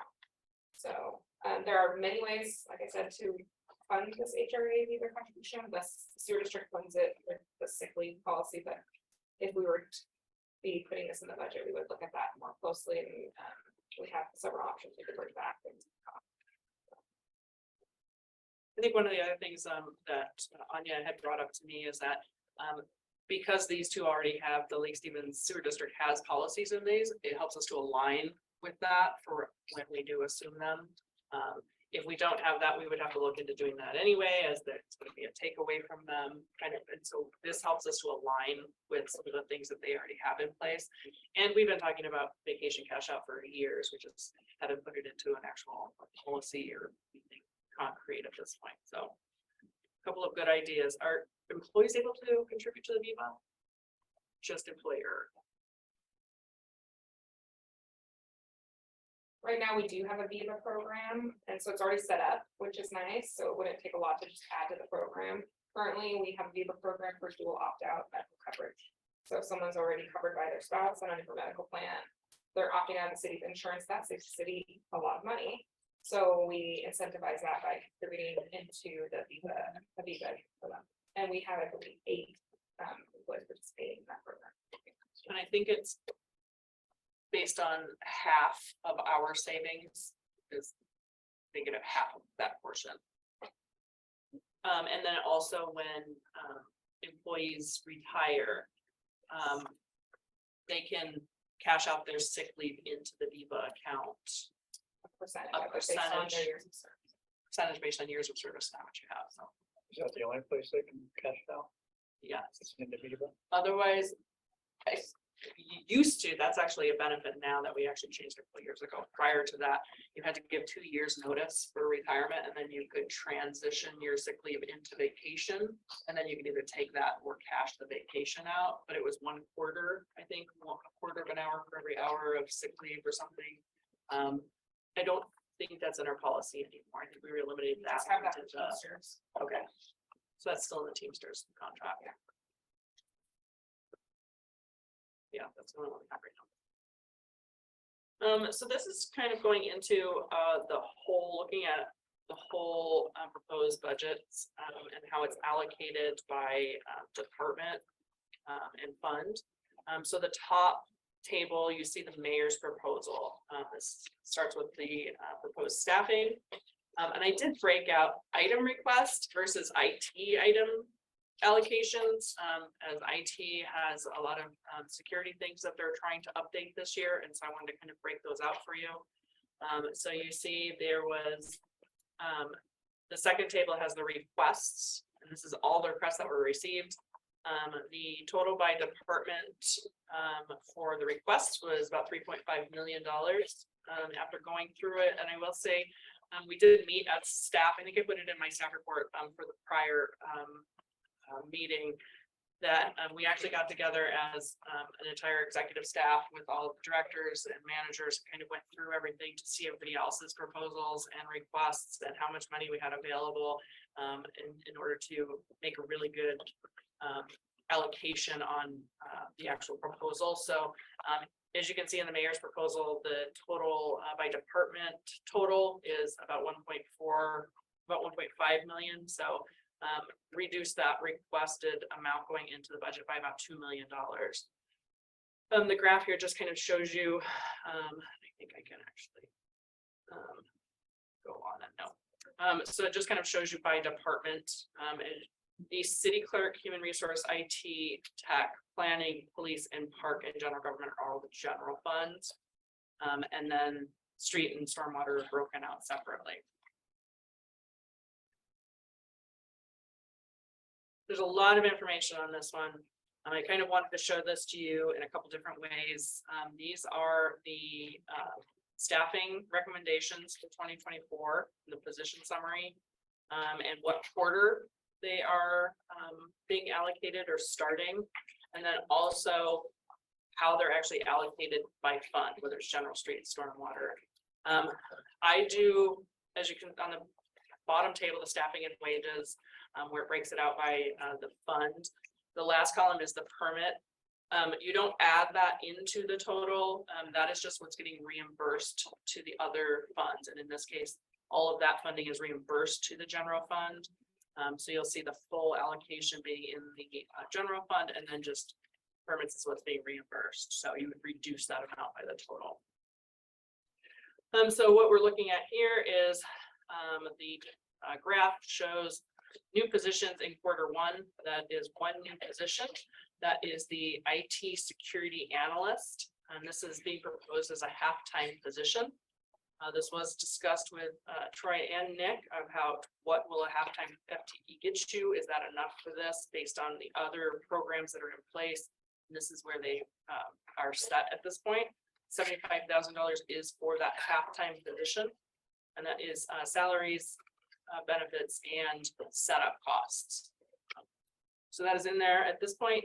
Also, the top one you see, the municipal services manager, city clerk reclassification. So that 15,000 is the difference between the current salary, what the salary would be, and it also includes some additional travel training for this position. That would also occur in Q1. So I have in the graph next to it, one new position and one reclassification in Q1, and then the total dollar amount. Q2, you have a few things. That's the records management specialist. Barb, we've had a request to try to make this bigger. Can we do that? Is that possible? more the graphs or the chart? Chart. But I can read that there. Yeah.